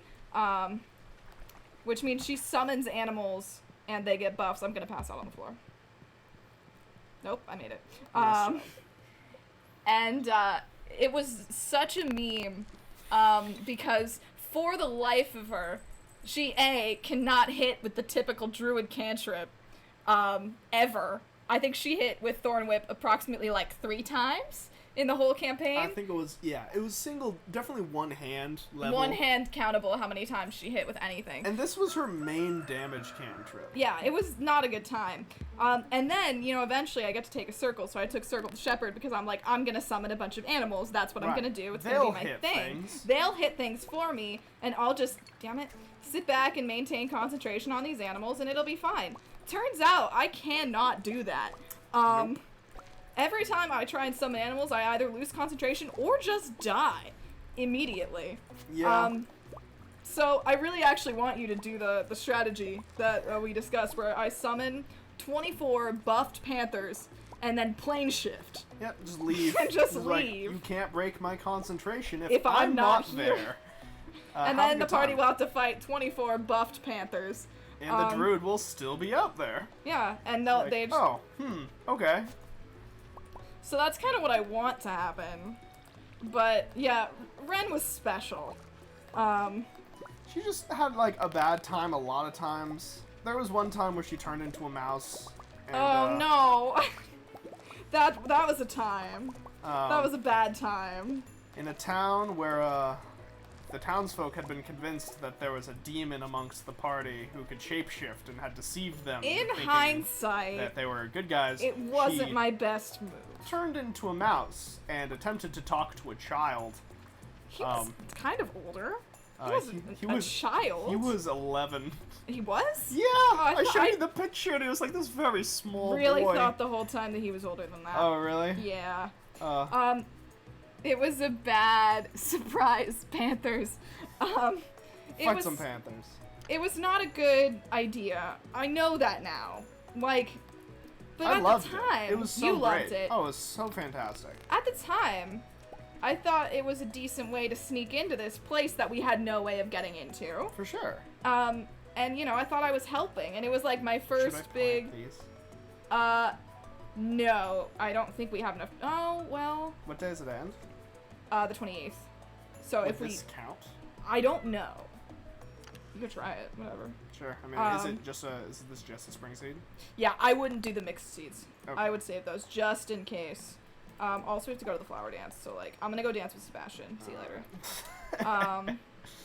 Oh, I could do like speed grow, right?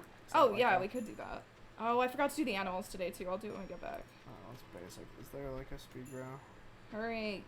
How long do I have? Until noon, I think. Okay. So yeah, I was a mouse, and I snuck into the room where he was, and I tried to like write a message to him, and that was a bad idea. I know this now, but in the time, I was really proud of myself for coming up with something ingenious. It was. He freaked out. You know, makes sense, and I barely escaped with my life. It was good. And then then that was the time that Joe also attempted to hold the mayor hostage. Oh yeah, de-escalation is not something that party's repertoire. It was not a good time. It was bad. That was a bad session. It was a good session. It was a good session. It was bad. So it was a game of cat and mouse. It basically was. Except if the mouse was a full person and the cat was a dude with a mace. A dude with a mace. That really failed to hit me. Thank God. Oh, Mistakes were made. I never claimed that Ren was the smartest. She was very wise, but not very intelligent. She really tried. Okay, I wonder if it will let me dance with Sebastian. I'm gonna try it. Are you gonna be offended if I dance with Sebastian? No, go for it. How do you ask people to dance with you? You talk to them twice. It has to be a bachelor or bachelorette. Gotcha.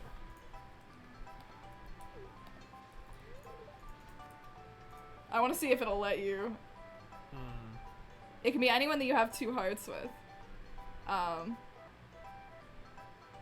Who are you gonna ask? Who I want to dance with. Choices? Yes, yes, Sebastian said yes. Nice. Oh, thank God.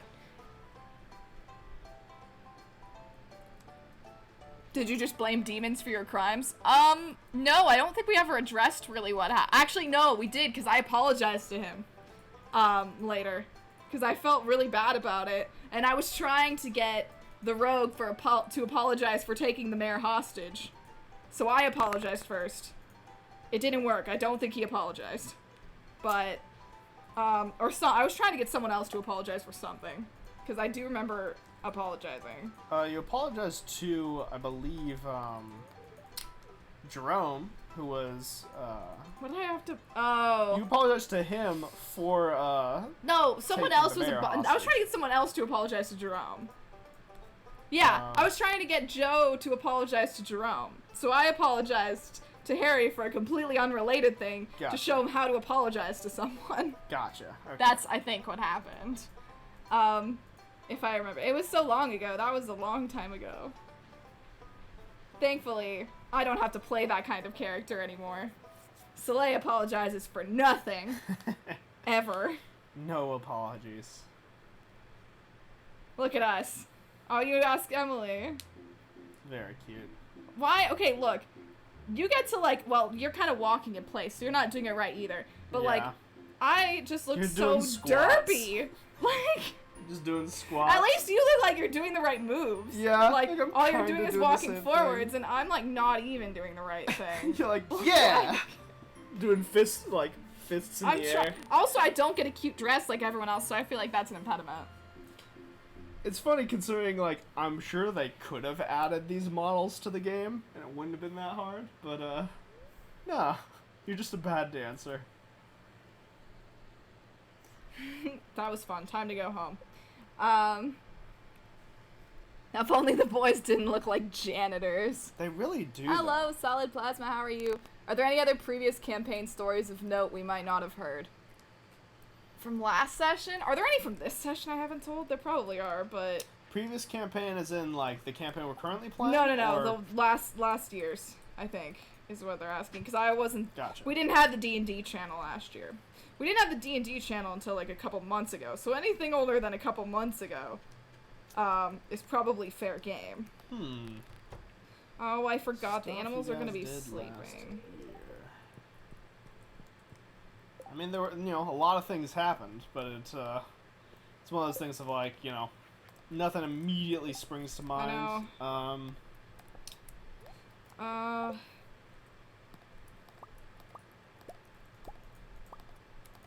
do enjoy I'll always enjoy that one pickle garlic. What is that one? The I don't know which one you're talking about. the one we just talked about. The mouse. Yeah, the escape from. Like it's the one. siege on the city. Yeah, that was the city siege. There's a whole bunch of army men outside.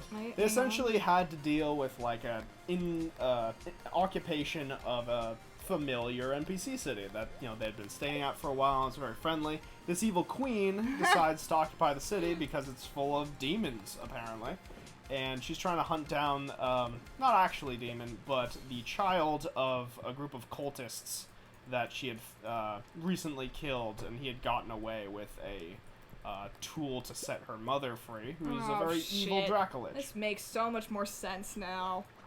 So, since she can't tell anybody that, because that would be really stupid to let people know, the public know about that, there's a shape-shifting demon among you who's, capable of fooling anybody, pretty much. You gotta wield him out and let our soldiers handle him.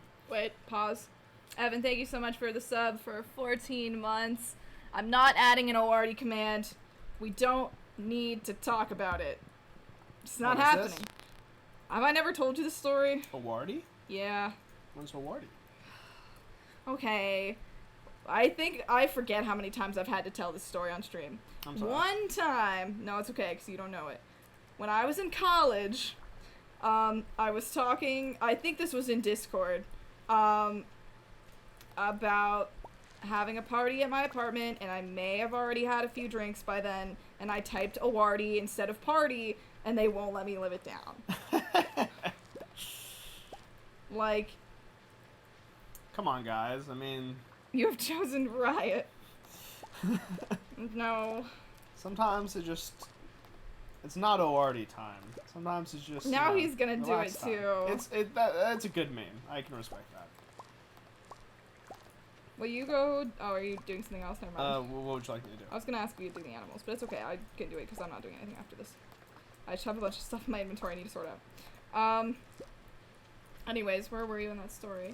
Oh, yeah, about the siege. Oh, yeah. So they did something that I thought was a very interesting take. So, there's this command that had been set up over the city, and the word was that the mayor and the child had been taken hostage. The military had occupied the mayor's office and was essentially keeping the kid in a back room. They were like feeding him and he could go up to bed. But they were just keeping him there as a safe keeping measure because there was a shape-shifting demon around. And of course the demon would probably try to impersonate somebody of power nearby in the town. So he's just drawing in his, his little workroom, having a good time. And so the party breaks into the mayor's office and, the mouse altercation happens, and it doesn't go well. So then the cleric busts in, thinking that the demon is nearby, and sees a mouse writing things on a desk, and the child screaming, "The mouse is a demon!" And so immediately tries to hit her with a mace. Thankfully misses, and the party is able to, sort of intervene and save the druid in that circumstance. However, they still have to deal with the giant army that's outside. So the bard comes up with the idea of sending a spell to the general who's occupying the town, who they had seen before, and impersonating the queen's voice, asking the general to return home as they had been attacked, and the general and her forces were needed to reinforce the main military at home base. And I gave him a really high deception check. I was like, alright, this is an awesome idea. And then one of the party's members mentioned, well, I've seen her before. Can I help? Can I, kind of talk him through how she might speak? So I gave him a very high DC with advantage. He rolled, a natural 19 plus, a bard expertise in deception. It was, 25 plus. So they successfully deceived this general into thinking that she had been recalled back to her main base. And I thought that was a very creative way to solve this problem. As a DM, I would encourage creating problems that definitely have solutions, but not limiting those problems to like the solutions in this way. Like I said that there is an incursion in this town. How are they supposed to solve it? Well, I don't know. This is just something that's happening. Whether it's a problem or not is from the perspective of the players. Now, of course, they're like, well, this is an evil military that belongs to the evil queen. Of course it's a problem. We have to fix it. And as the GM, like, okay, how are you going to do that? There's no right answer here. I don't even know what the best way to do it. I know that one solution would be to systematically murder them all. Destroy the entire town. Problem solved. Yeah, exactly. You destroy the entire town. Is that the best solution? Hell no. But I know that that is at least one solution that exists. And if they come up with creative ways to solve the problem, that is D&D right there. That is having fun. If you have like a puzzle room with like some children's puzzle on the wall that the party simply isn't getting, and then one of them comes up with a new idea that, hey, maybe it works this way, make that the way it works. Puzzles that take the party longer than 10 minutes to solve generally aren't good unless the solution to that puzzle is like critically necessary for the solution of a later problem that is not a puzzle, more like a fight. Something that I greatly enjoy doing as a DM is I like having puzzles. I usually only have like one puzzle in a dungeon. Usually that puzzle has several solutions, but that puzzle usually includes the boss's weakness as part of the solution to the puzzle. Usually it'll be like, hey, so this door has a poem about the boss's life on it. And the solution of the puzzle is, it's a very long poem I wrote. I can't remember off the top of my head, but the solution of the puzzle is to apply the magical energy that the boss will be destroyed by. And the party has to they've heard about this guy a whole bunch, and they had to, sort of figure it out. And close answers got, like, a different response from the door. The solution of the puzzle, just to fill it out, was to use healing magic. This boss was a lich who had managed to, like, reverse engineer, like, reality, so that he would be healed by damage and damaged by healing. But he'd take 4 times damage from any healing source. So it would make for a kind of unique boss fight. Not a difficult one, because they would just destroy him as soon as they figure it out. But for the door, radiant damage was very close, because radiant damage is like positive energy, and healing energy is positive energy. So it had a different interaction on the door. Necrotic damage was especially wrong, because it's the furthest thing from, positive energy and healing magic. So they were able to sort of weasel out, over trial and error. They were doing different spells, using up resources. Eventually they figured out how it works, and going into the boss fight, they essentially had done the sort of Witcher-type prep work for this villain right there at this puzzle door. So it felt kind of, I personally, as a GM, like those certain circumstances, and I felt like the players enjoyed it as well. It was fun. Except for when we couldn't figure it out.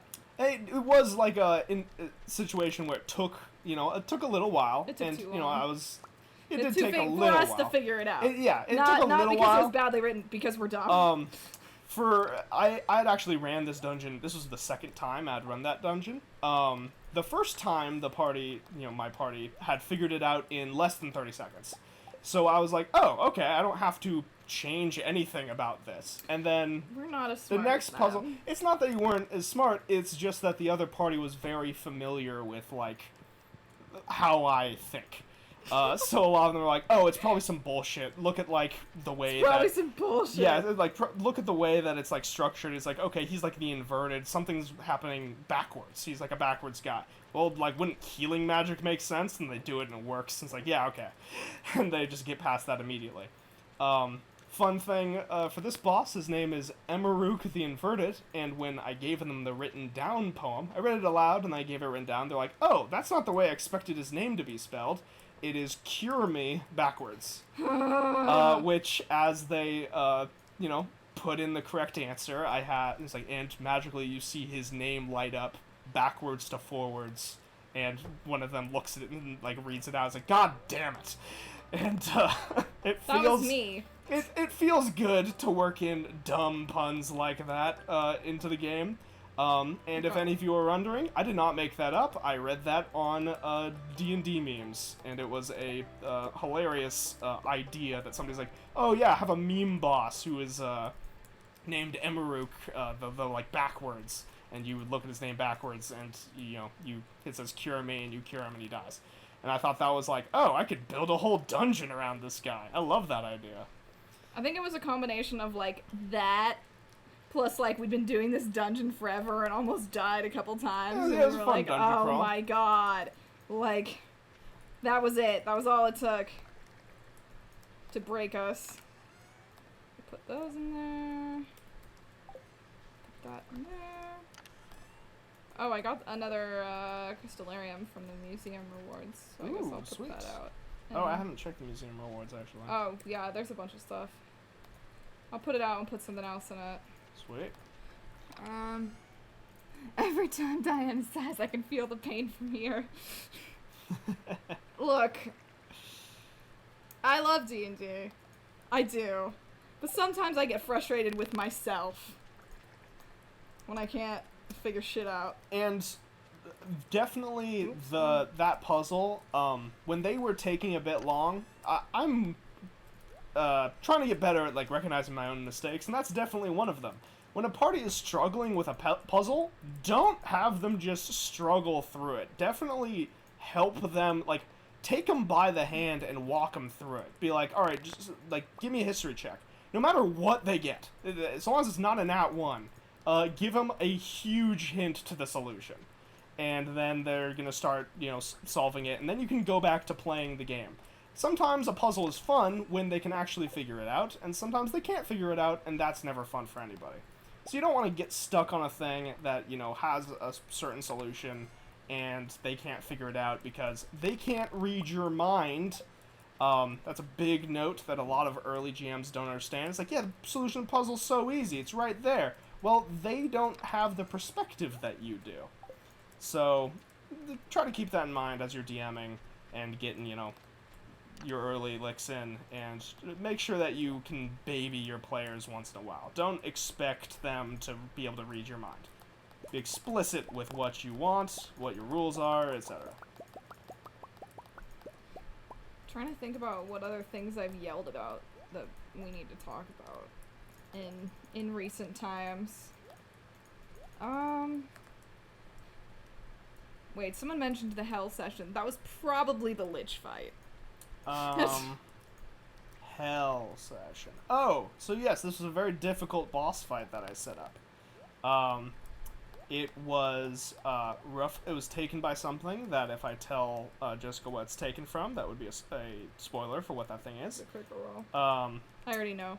am not going to tell you. It is not. There's an evil villainous lich who sets up a ritual to become a god. The ritual I did make up. It was a sort of thematic thing of my own design based on how magic works in my homebrew world. And I set the ritual up not because I wanted, any, like, a cool, crazy ritual for this, but simply because I realized that I have another game in the same world that I'm running, where the party is very, like, heavily invested in how magic works, and they know how it all, like, works out, and I hadn't really gone over it with this new party, so I kind of had to, be like, oh, well, I probably should let them know how magic works and run that through with them, and kind of give them a crash course in that, in the form of a very simple puzzle. Yeah, that happened. It was awful. Not for me. The Lich fight, I like timers on a big boss fight personally, because it is the easiest way to artificially create tension. It's even better when those timers line up perfectly to just totally screw the party out of perfect RNG. That feels good as a GM.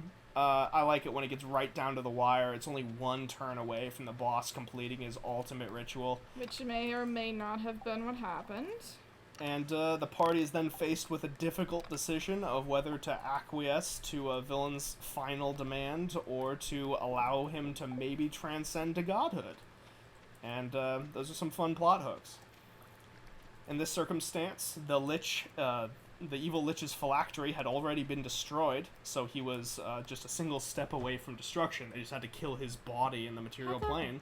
Oh, So he wanted to become a god before that happened. It's like, how the fuck did you get around me? I didn't even see you come in, but I forgot you had. Did you go check the museum and get those? How did you get back? What? I just walked in. What are you talking about? You were just in the mines. Yeah, there's a mine cart that Yeah, I know exists. there's a mine cart. Okay. It takes like 20 minutes to like get back from the mines. Oh no, it's real quick with the mine cart. I might walk faster with this sword. I don't know. Galaxy Sword's good, guys. I've told you, which is why I tried to get you to use it instead of marrying me, but look what you did. Nope. What a big mistake that was. I've got it now. No regrets. I made the right choice. Anyways, yeah, that was a stressful fight. We ended up basically agreeing to break the Lich out of hell. Right, because the party had previously damned him as a result of destroying his phylactery. So, him knowing that, he demanded the party break him out of hell using a sort of a Gios item that required a willing individual. So it was the party wizard, whose turn it was, had to make the choice of whether to contest the Lich's final action to become a god, or to essentially agree to be soul-bound to go to hell and save the villain's soul from damnation. Well, I mean, saving is a strong word, because we're just gonna render him to judgment. Right. He might get damned anyway. Correct. You know, he doesn't get the go directly to hell card. Instead, he has to actually go and, get his fair trial and all that good stuff. We're very into trials. There's a lot of lawful members of the party, for sure. Unfortunately. For me. This is my first time I've tried playing, like, a really chaotic, like, person, and I'm just getting thwarted at every, like, we were like, oh, we're gonna get, so I was like, I'm gonna switch up my character, I'm not gonna be lawful evil anymore, and I'm like, awesome. And now I don't know what he is, but he's a buzzkill. And then we're like, oh, we're getting 2 new party members. Freaking clerics. And I'm like, get out of here! Hey, one is a cleric of chaos. Yes. But, excluding Tiffany. Tiffany is fine, because she's chaotic. Except she uses all her bad chaos on me. She gave you wings. Been a lot of complaints here. Yeah, she did give me wings. That was pretty cool. That was fun. I do like that. But, will you go do the animals if you're not doing anything? Sure. Thank you. Do I need the rare disc for anything, or should I just sell it? No, you can just sell it. Oh, we got our first dinosaur egg, and I donated it to the museum. But I can make dinosaur mayo after that. I don't know. What other things do we talk about? Read D&D. There's so many things. I love D&D. It's very good. It's been getting us through finals. Not gonna lie. Keeps us sane. Yeah, actually, not just finals. Through law school in general. D&D. It's very important. We can just finish out the month and then we can be done. Sweet. Sounds good. Milk. Our cows are finally starting to produce iridium star milk. Oh, Eslo has no milk? My party is getting stomped on by a dragon soon. My plan is to skedaddle. Are you the player or the DM in this circumstance?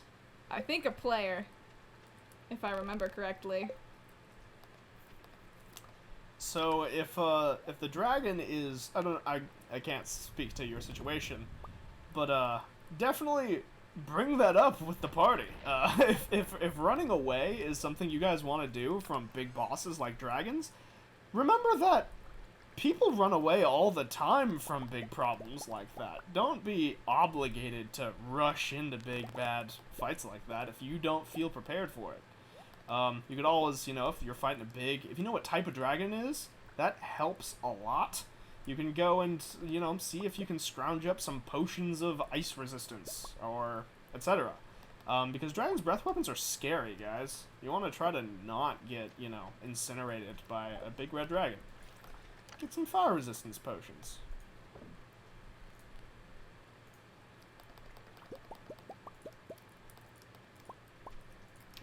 Adult black dragon.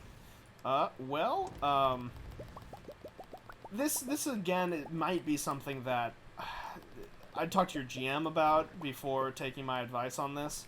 I personally think that dragon colors should, and with their corresponding elements being used, that should be common knowledge to all adventurers, but that's how it is in my personal homebrew world. I would not encourage metagaming about how monsters work, other than, the classics from Greek myths. If you're fighting a Medusa, don't look at them in the eyes. Everybody knows that. That's, like, a basic principle. If you're fighting a red dragon, most DMs would probably agree that everyone knows they breathe fire. I would think that, personally, the basic dragon colors should be common knowledge to all adventurers. Make sure you ask your GM before you just go ahead and metagame the fact that black dragons have a specific type of breath weapon. And in that circumstance, maybe see if you have a spellcaster or a, friend in town, an alchemist, or whatever the situation is. Somebody who could give you some acid resistance would be probably good. Probably be pretty good. Make sure it doesn't, I mean, I know yours is an adult, but make sure it doesn't complete some kind of ritual to turn into a Dracolich, because that's what happened to the one that we fought. Oh yeah, it's fine. Yeah, I think our party is down to leave. Hey, running away, totally fine. Would recommend. Especially if it's running away to better prepare. I think that most GMs kind of appreciate that, because it's like, oh, okay, you're doing that. That's what heroes do in stories. Like, they leave in order to better come back with the item required to defeat the evil villain. It's a cool cinematic thing to do if you have the ability to do so. Ew, I'm spooky. Blair. Oh, why? Blair. I have the skeleton mask.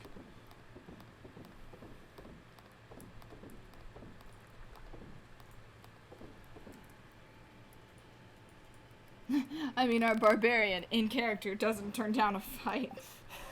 Oh yeah, you might be in trouble. I mean, at that point, you gotta make the decision of whether your barbarian wants to win. If he's a bear barbarian, then there's not much you can do. But if he's not a totem of the bear, because they naturally get acid resistance, they get resistance to everything that's not psychic damage. Then maybe you gotta convince your barbarian that, hey, it's like we're not running away. We are fighting to fight another day elsewhere. Not here. And we're gonna come back. Just not right now. We don't want to die. But yeah, no, I feel the barbarian woes. Who has time to think when you want to smash?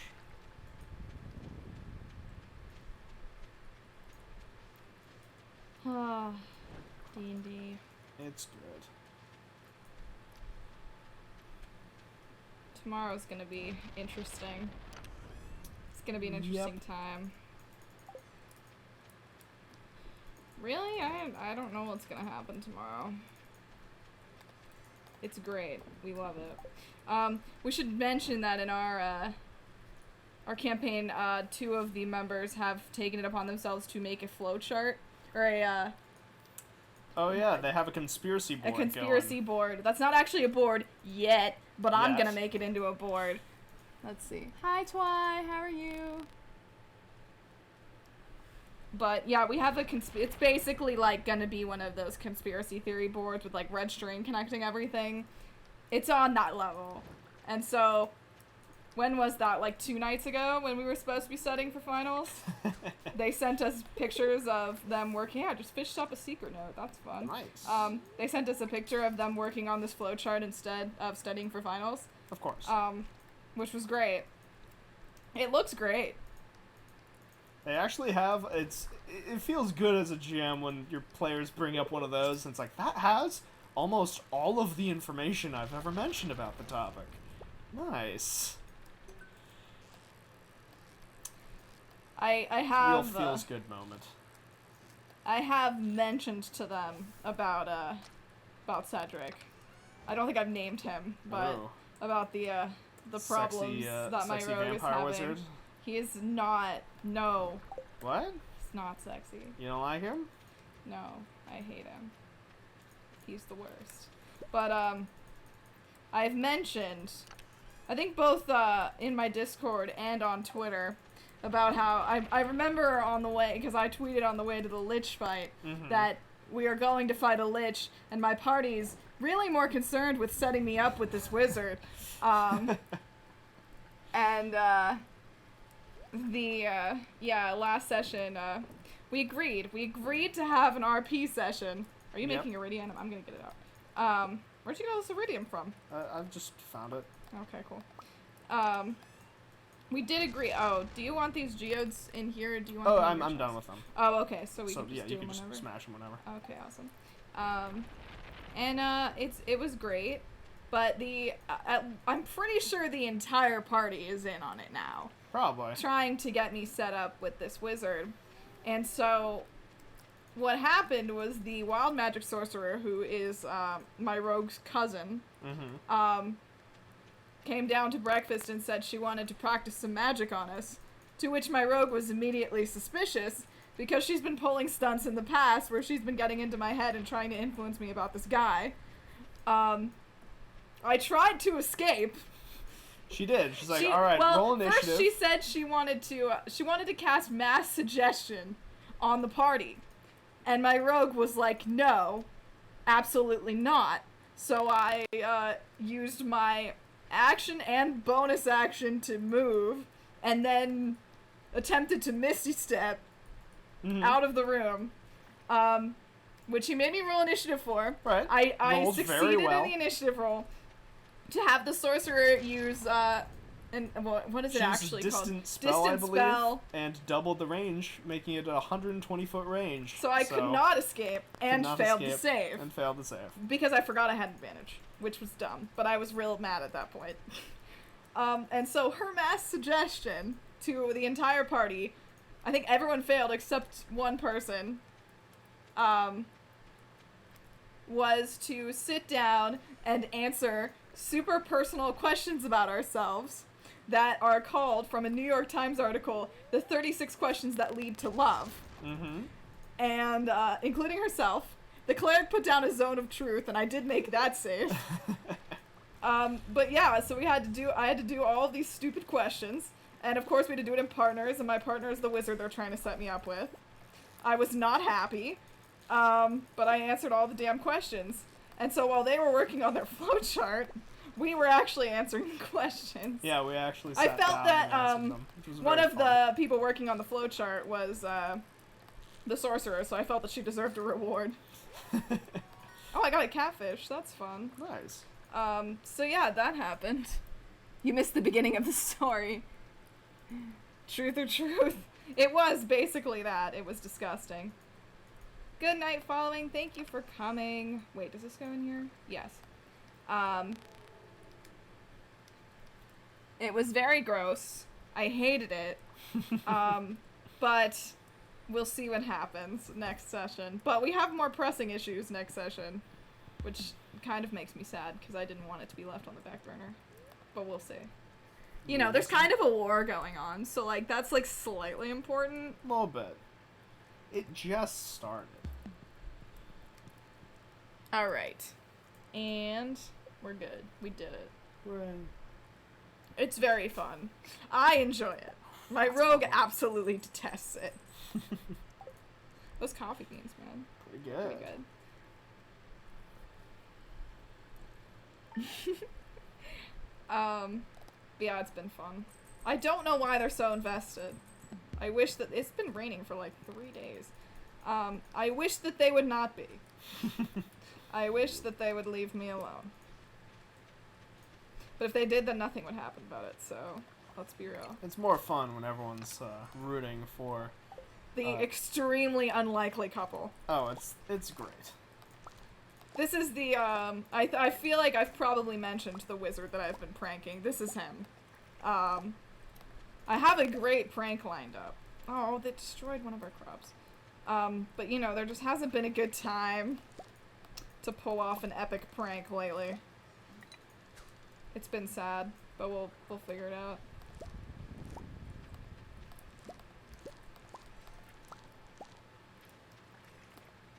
You gotta have the comedic side plots, I think.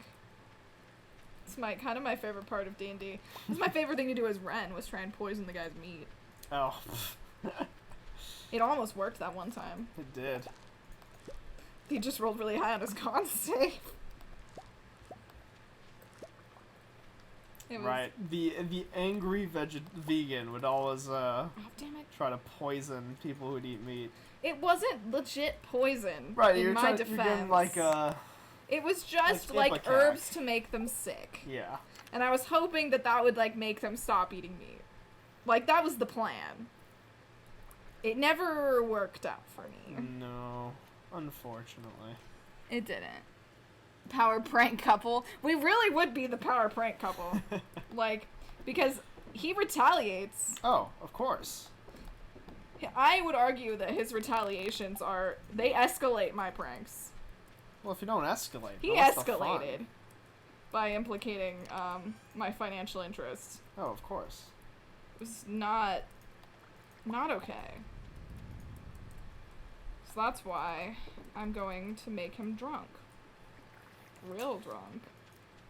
She has a magic potion that can make an individual magically drunk, and its side effects she is not aware of yet, but she's What? going to check. Well, I mean, you know that it did something else with that rat. Did it? And Oh no! Now I'm all nervous about it again. it's not harmful. It's not harmful. You say that. But he is normally immune to being drunk or alcohol and effects, so it'll be a fun one. New experiences for everybody.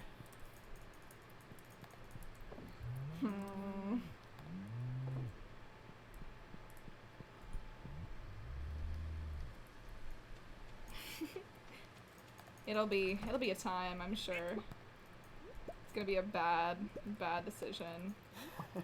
I'm absolutely positive of that. But hey. You only live once. Except in D&D, where you die and be brought back to life multiple times.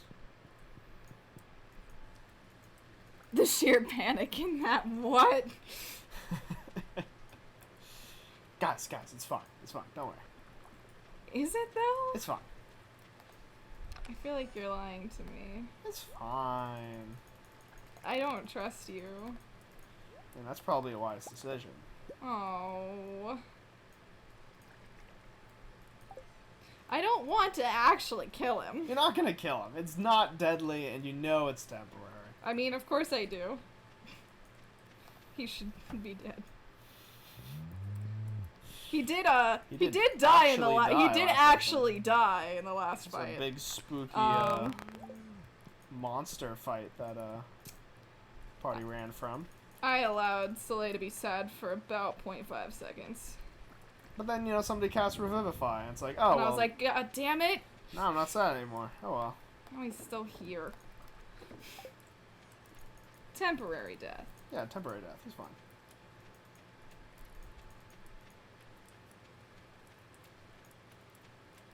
Did you already give Pierre the sashimi?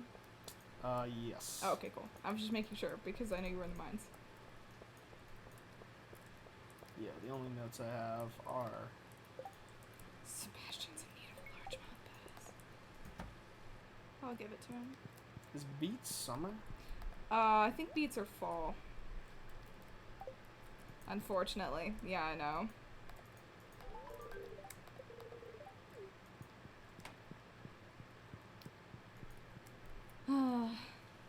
D&D. Love it. Always happy to inspire more love for the craft. It's been a good time. It's good to have something like that while we're in law school. Oh yeah. Trying not to die on a regular basis. And for those of you who are just starting off as DMs who feel unprepared and kind of scared for the prospects, know that when you start off, you're gonna be kind of bad. That's okay. I think that, it's not, you don't have to be perfect on your first try, and if your players want to play for the next week, you did a good job. You succeeded as a DM. You're not going to be perfect, and you're never going to be perfect. And a lot of people put a lot of pressure on themselves to succeed early and to, be like these, the people who devote their lives to it, like Matt Mercer and Brandon Lee Mulligan, these people. You're just a normal person trying to have fun with your friends. You should not be placing these incredible expectations on yourselves, especially when you're just starting. And, Brennan has 40 years of experience under his belt. Matt's been probably playing for as long. You don't have to panic about that. Just, as long as you're having fun, you've hit your goal. I got best friends. With Sebastian? Yeah. That's all you'll ever be to him. Best friends.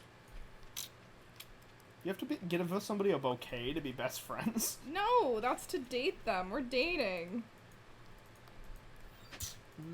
We are dating. You say that, but you just got a thing that said best friends. It sounds like you got friend zoned by Sebastian. We are dating! Don't look that it still says single on my character thing. I mean... And it says that you're my husband. It does say that. I don't think that's going away. No, it's not. See, look, he says, glad the amulet worked out for you. You didn't sell me an amulet, you mean man.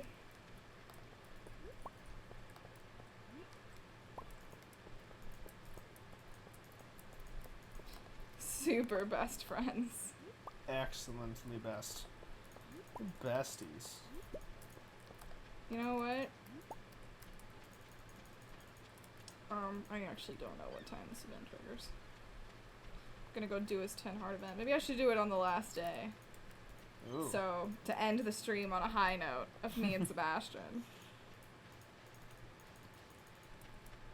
That is an excellent way to end it. Yeah, maybe we should do that. I think it's at night, if I remember. Your best friend can be your date? That's true. Are you implying that we're not best friends? No, we are best friends. Uh-huh. Okay. That's why Sebastian can't be your best friend. I'm your best friend. Oh. Do you want more than one best friend? Yeah, you can have more than one best friend.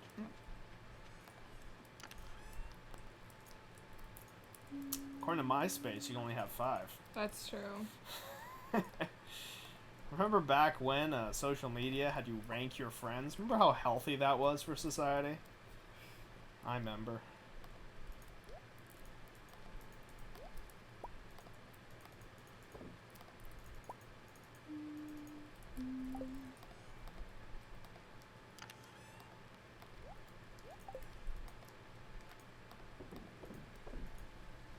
Best friend in battle to the death. I have a galaxy sword. I will murder Sebastian. No! Just saying, if he challenges me, he's getting stabbed. Oh, I freaking destroyed the wrong crop. I'm just so dumb. You're not dumb. I was facing the wrong way.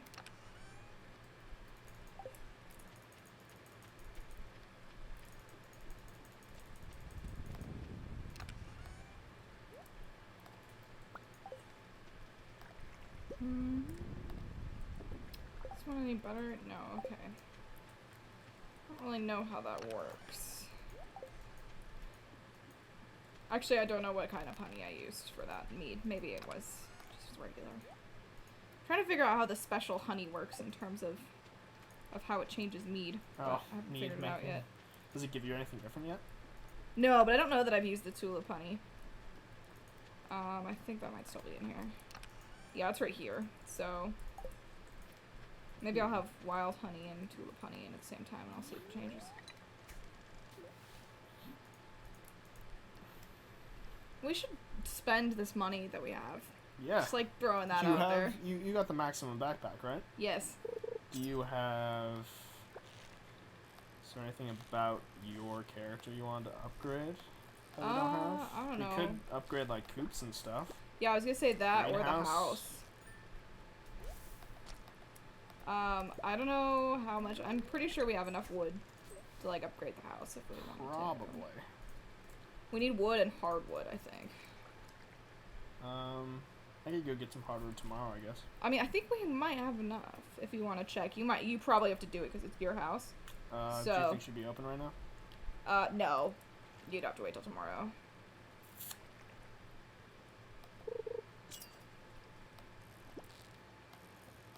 I'll upgrade my she shed. Yes. No, what?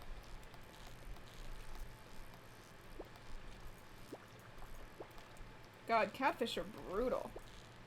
Oh, they have the like wacky ones that go Yeah. up and down crazy. All the fish that with that pattern are just like, ugh. Sebastian has a motorcycle. That's right. He may not have a sword, but he does have a motorcycle. That's true.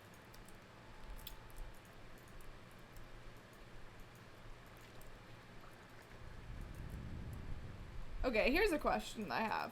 Do all spouses, like, get that air? Like, when you marry Sebastian, he brings his motorcycle, and sometimes he's working on it, and it goes in that little, like, cobblestone area at the top of your farm. This thing. Now, do all spouses have that? And if so, if you're playing on a multiplayer farm, whose spouse gets priority? I'm just wondering. Yes, every one of them gets something. So whose spouse gets to have it? See, these are the reasons why I should have married Sebastian. So we could test all this out. Well, yeah, but I meant so I could test all this out. I'm admittedly curious.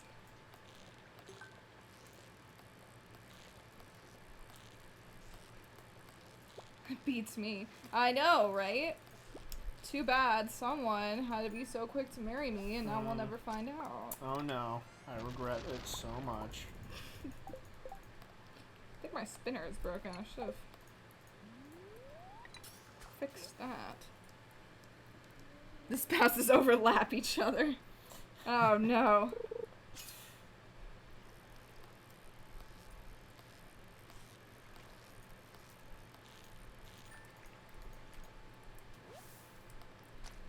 Okay, let's see. One last day.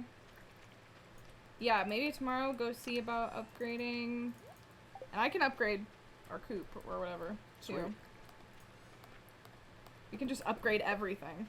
Oh, wait, we can't. Robin can only work on one thing at a time. I lied. Oh, okay. We're gonna have to pick. I feel like we should probably do the house first. That makes more sense at this point. Sounds good.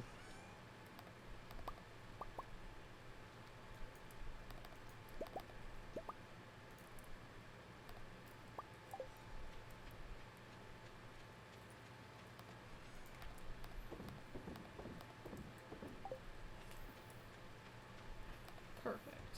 So I should just bring all of the wood and all of the... Yeah, the cat is in the way of our bedroom door. Kitty? No, really. Wait, what? Cat. Cat. There we go. Good night. Cat, go away. There you go. Freaking cat. Smudge. Smudge, damn it, get out of the way. I have to go to bed. Be gone. I guess I'll move the drum block, McChrystal. Oh, okay. I can. I mean, you don't have to. Here, wait. I'll give you this one back. You can put it down wherever you'd like it. I gave it to you. Okay. My God, he can't handle my request right now. Ugh. Thank you. Tear shit down. Wait. I only have the one. Oh wait, it didn't. Oh, I thought I gave you. Thank you. Wait. Wait, come here. Wait, what? Never mind. I came outside. Oh, okay. Wait, come here. There's a new queen of sauce. Oh my god. Okay. Get it.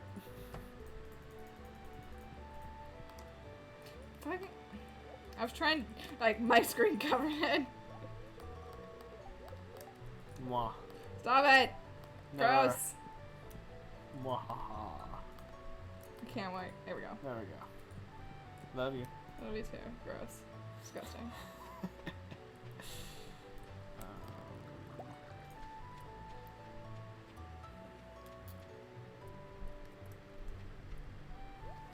That's why you can do it. I know you can. It's gonna be hard, but you got this. What is he, Why is trying to apply for a scholarship, and you only get one page to write about yourself, and it's double spaced. Good luck, buddy. That is... Isn't that brutal? Ridiculous. You definitely can do it. I believe in you. Make sure you just focus on the things that you like the most about yourself. And, yeah. Did you just pickaxe that plant? It was, it was destroyed by lightning. Oh, yeah? I think we need more lightning rods. Probably. There were a lot of destroyed ones. A lot of misdirection for that pickaxe plant, but yeah, you're probably right. What'd you say? No, what? Sorry. What? What did you say? No, what?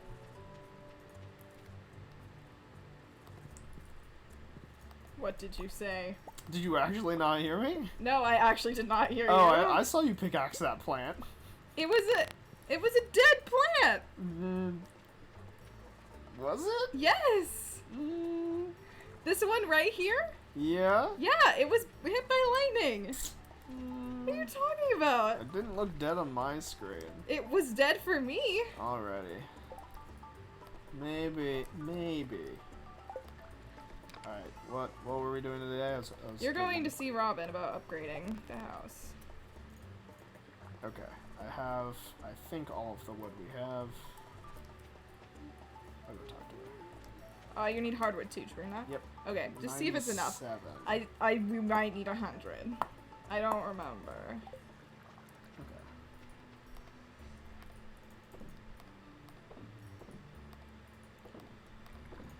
So, oh, I got an event. Oh.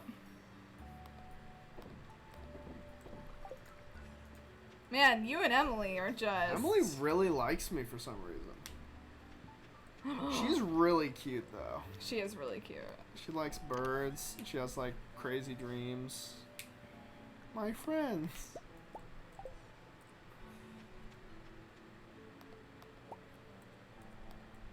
Oh, no. Oh, one smacked into the window.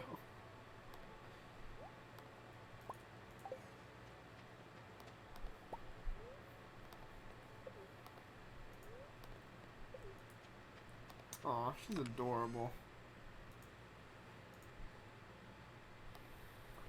I know, isn't she?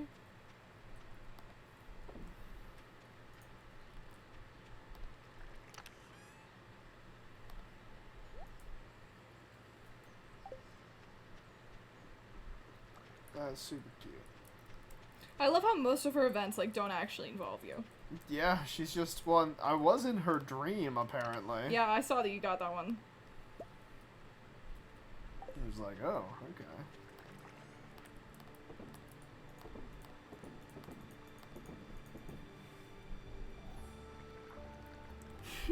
I'm happy you're back, Rebellious. Nothing has changed since you've been gone. We're still derping around just as much as usual. Alright. Alright, construct farm buildings. No, upgrade your house. Upgrade house. Ooh, 150. Alrighty, time for me to go attempt to get pieces of hardwood. Where are our cows? There's one.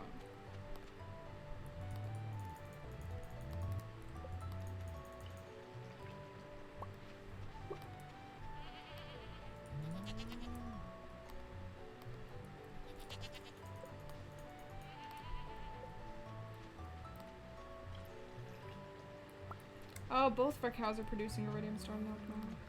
Sweet. Yeah, I think I heard you say this earlier and I forgot to tell you. The goat only produces milk once every other day. Okay.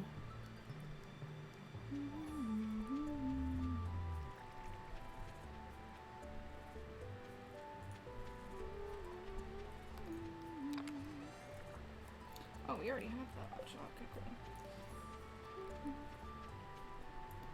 Ah, feels good to be done with finals. Yep, done with school. Oh, I have school. Yeah, it was one class. Yeah, I know. It's not that bad. I'll live. Hoping to do fun things over the summer. Oh no, we don't have... Oops, I think I got too much.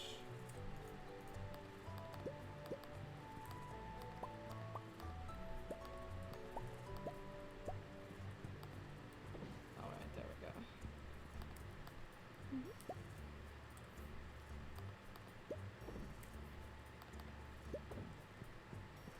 Alright, perfect. What was I going to... Oh yeah, I'm gonna go see Sebastian later. Sorry, not sorry.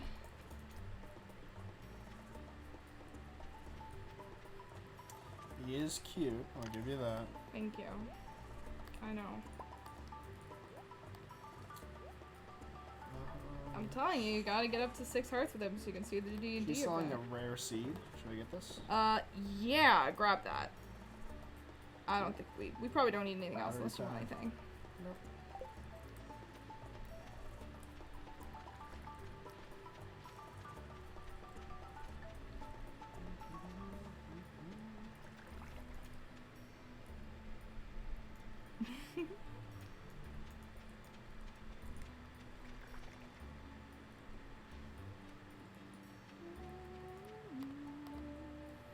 I do not think I have 150 hardware. Yeah, I thought it was 100, so I don't think we're gonna be able to get it for a bit. It's okay. I can just keep working on it. I don't want to go too far. Jeez, how long do ancient seeds take to grow? I think it's a whole season, isn't it? Well, today's the last day of the season, and they didn't sprout anything. Ooh. I mean, I think they stay through summer, so I think it's not a big deal. Okay.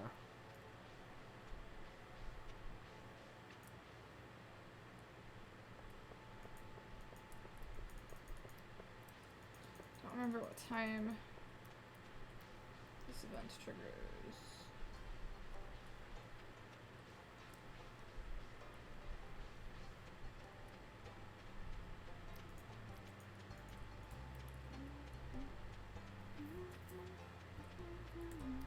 I wanted to check something.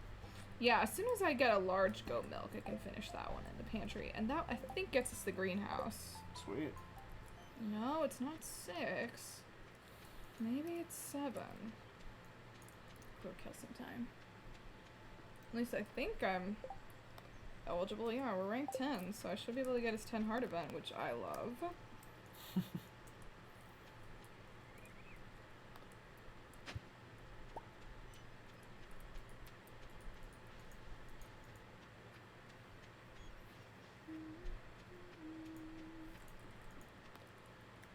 Ooh, I got a bunch of rice shoots. But, you know, I think you can only plant those in spring, so, that's a bummer. Oh well. Oh, did we harvest that rice? I think I may have forgotten. Oh, I'll do that when I get home tonight. No, it's still not time. What time is this event? Damn it. I'll go check on my rice. In that case...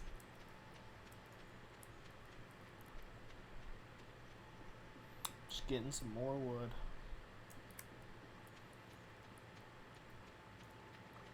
No, it's over here and it's been done. Probably.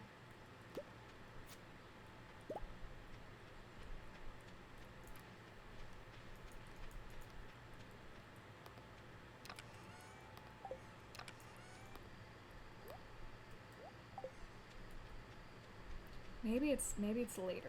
Maybe it's now. So I know it has to be dark.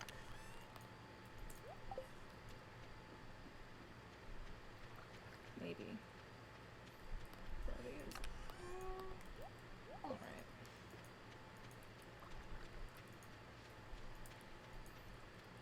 fiber like actually useful for anything? I don't know. I think you can make it into clothes now, but I haven't figured out how to do it. I haven't like messed around with it yet. I should, because we have a lot of it.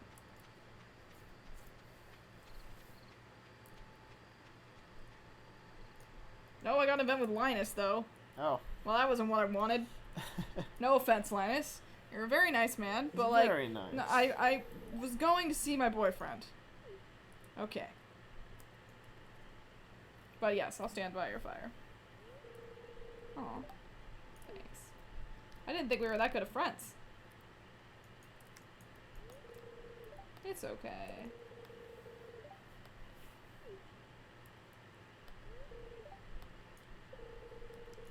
Aw. I'm glad.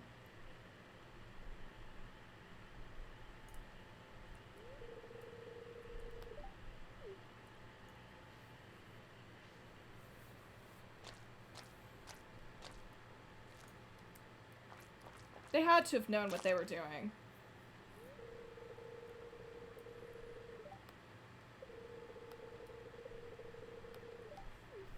Thank you. Yes. Alright, good. That's awesome. Yes, yes, yes! There it is. Oh, yes! This is when he invites you on his motorcycle. Yes, we're going on a ride. Oh my god, this is gonna be the most romantic thing ever. God, that cutscene. Yeah, okay. I'm riding on his motorcycle with him. Bye! Oh. Look at how cute that is. Oh, it's motorcycle.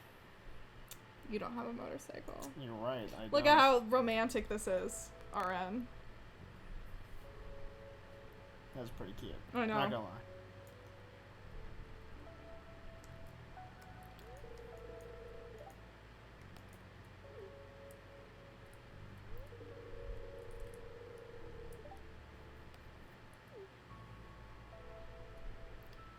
Am I gonna pass out after I get back from this?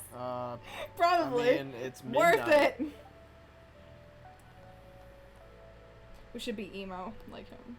It's getting late. Oh no, come on, you're ruining it. This is your fault.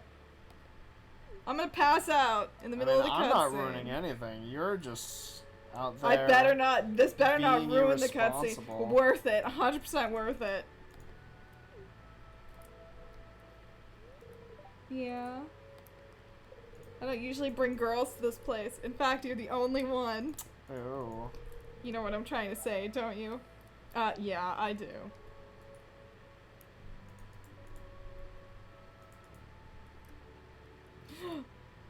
Yes! Ooh. We kissed! Oh my god! I just... What did it say? Did it give you like the Z's? Yeah. Yeah, it must have been I'm so glad I have that recording. Oh my god, wait, I can make it back. I can make it back. Hold on. Must have not been that great of a kiss. No. You legitimately just yawned No. during that kiss No, with him. come on, don't. No, oh my god, it's taking so long to load. This is a conspiracy. Wait, what's happening? Oh, come on. What are you doing? No. Oh no, the internet. Wait, what happened? Oh no. Wait, is it still going? I passed out. Oh. Rip. Is the stream broken? Nope, it broke. Well, that's oddly appropriate. Fuck.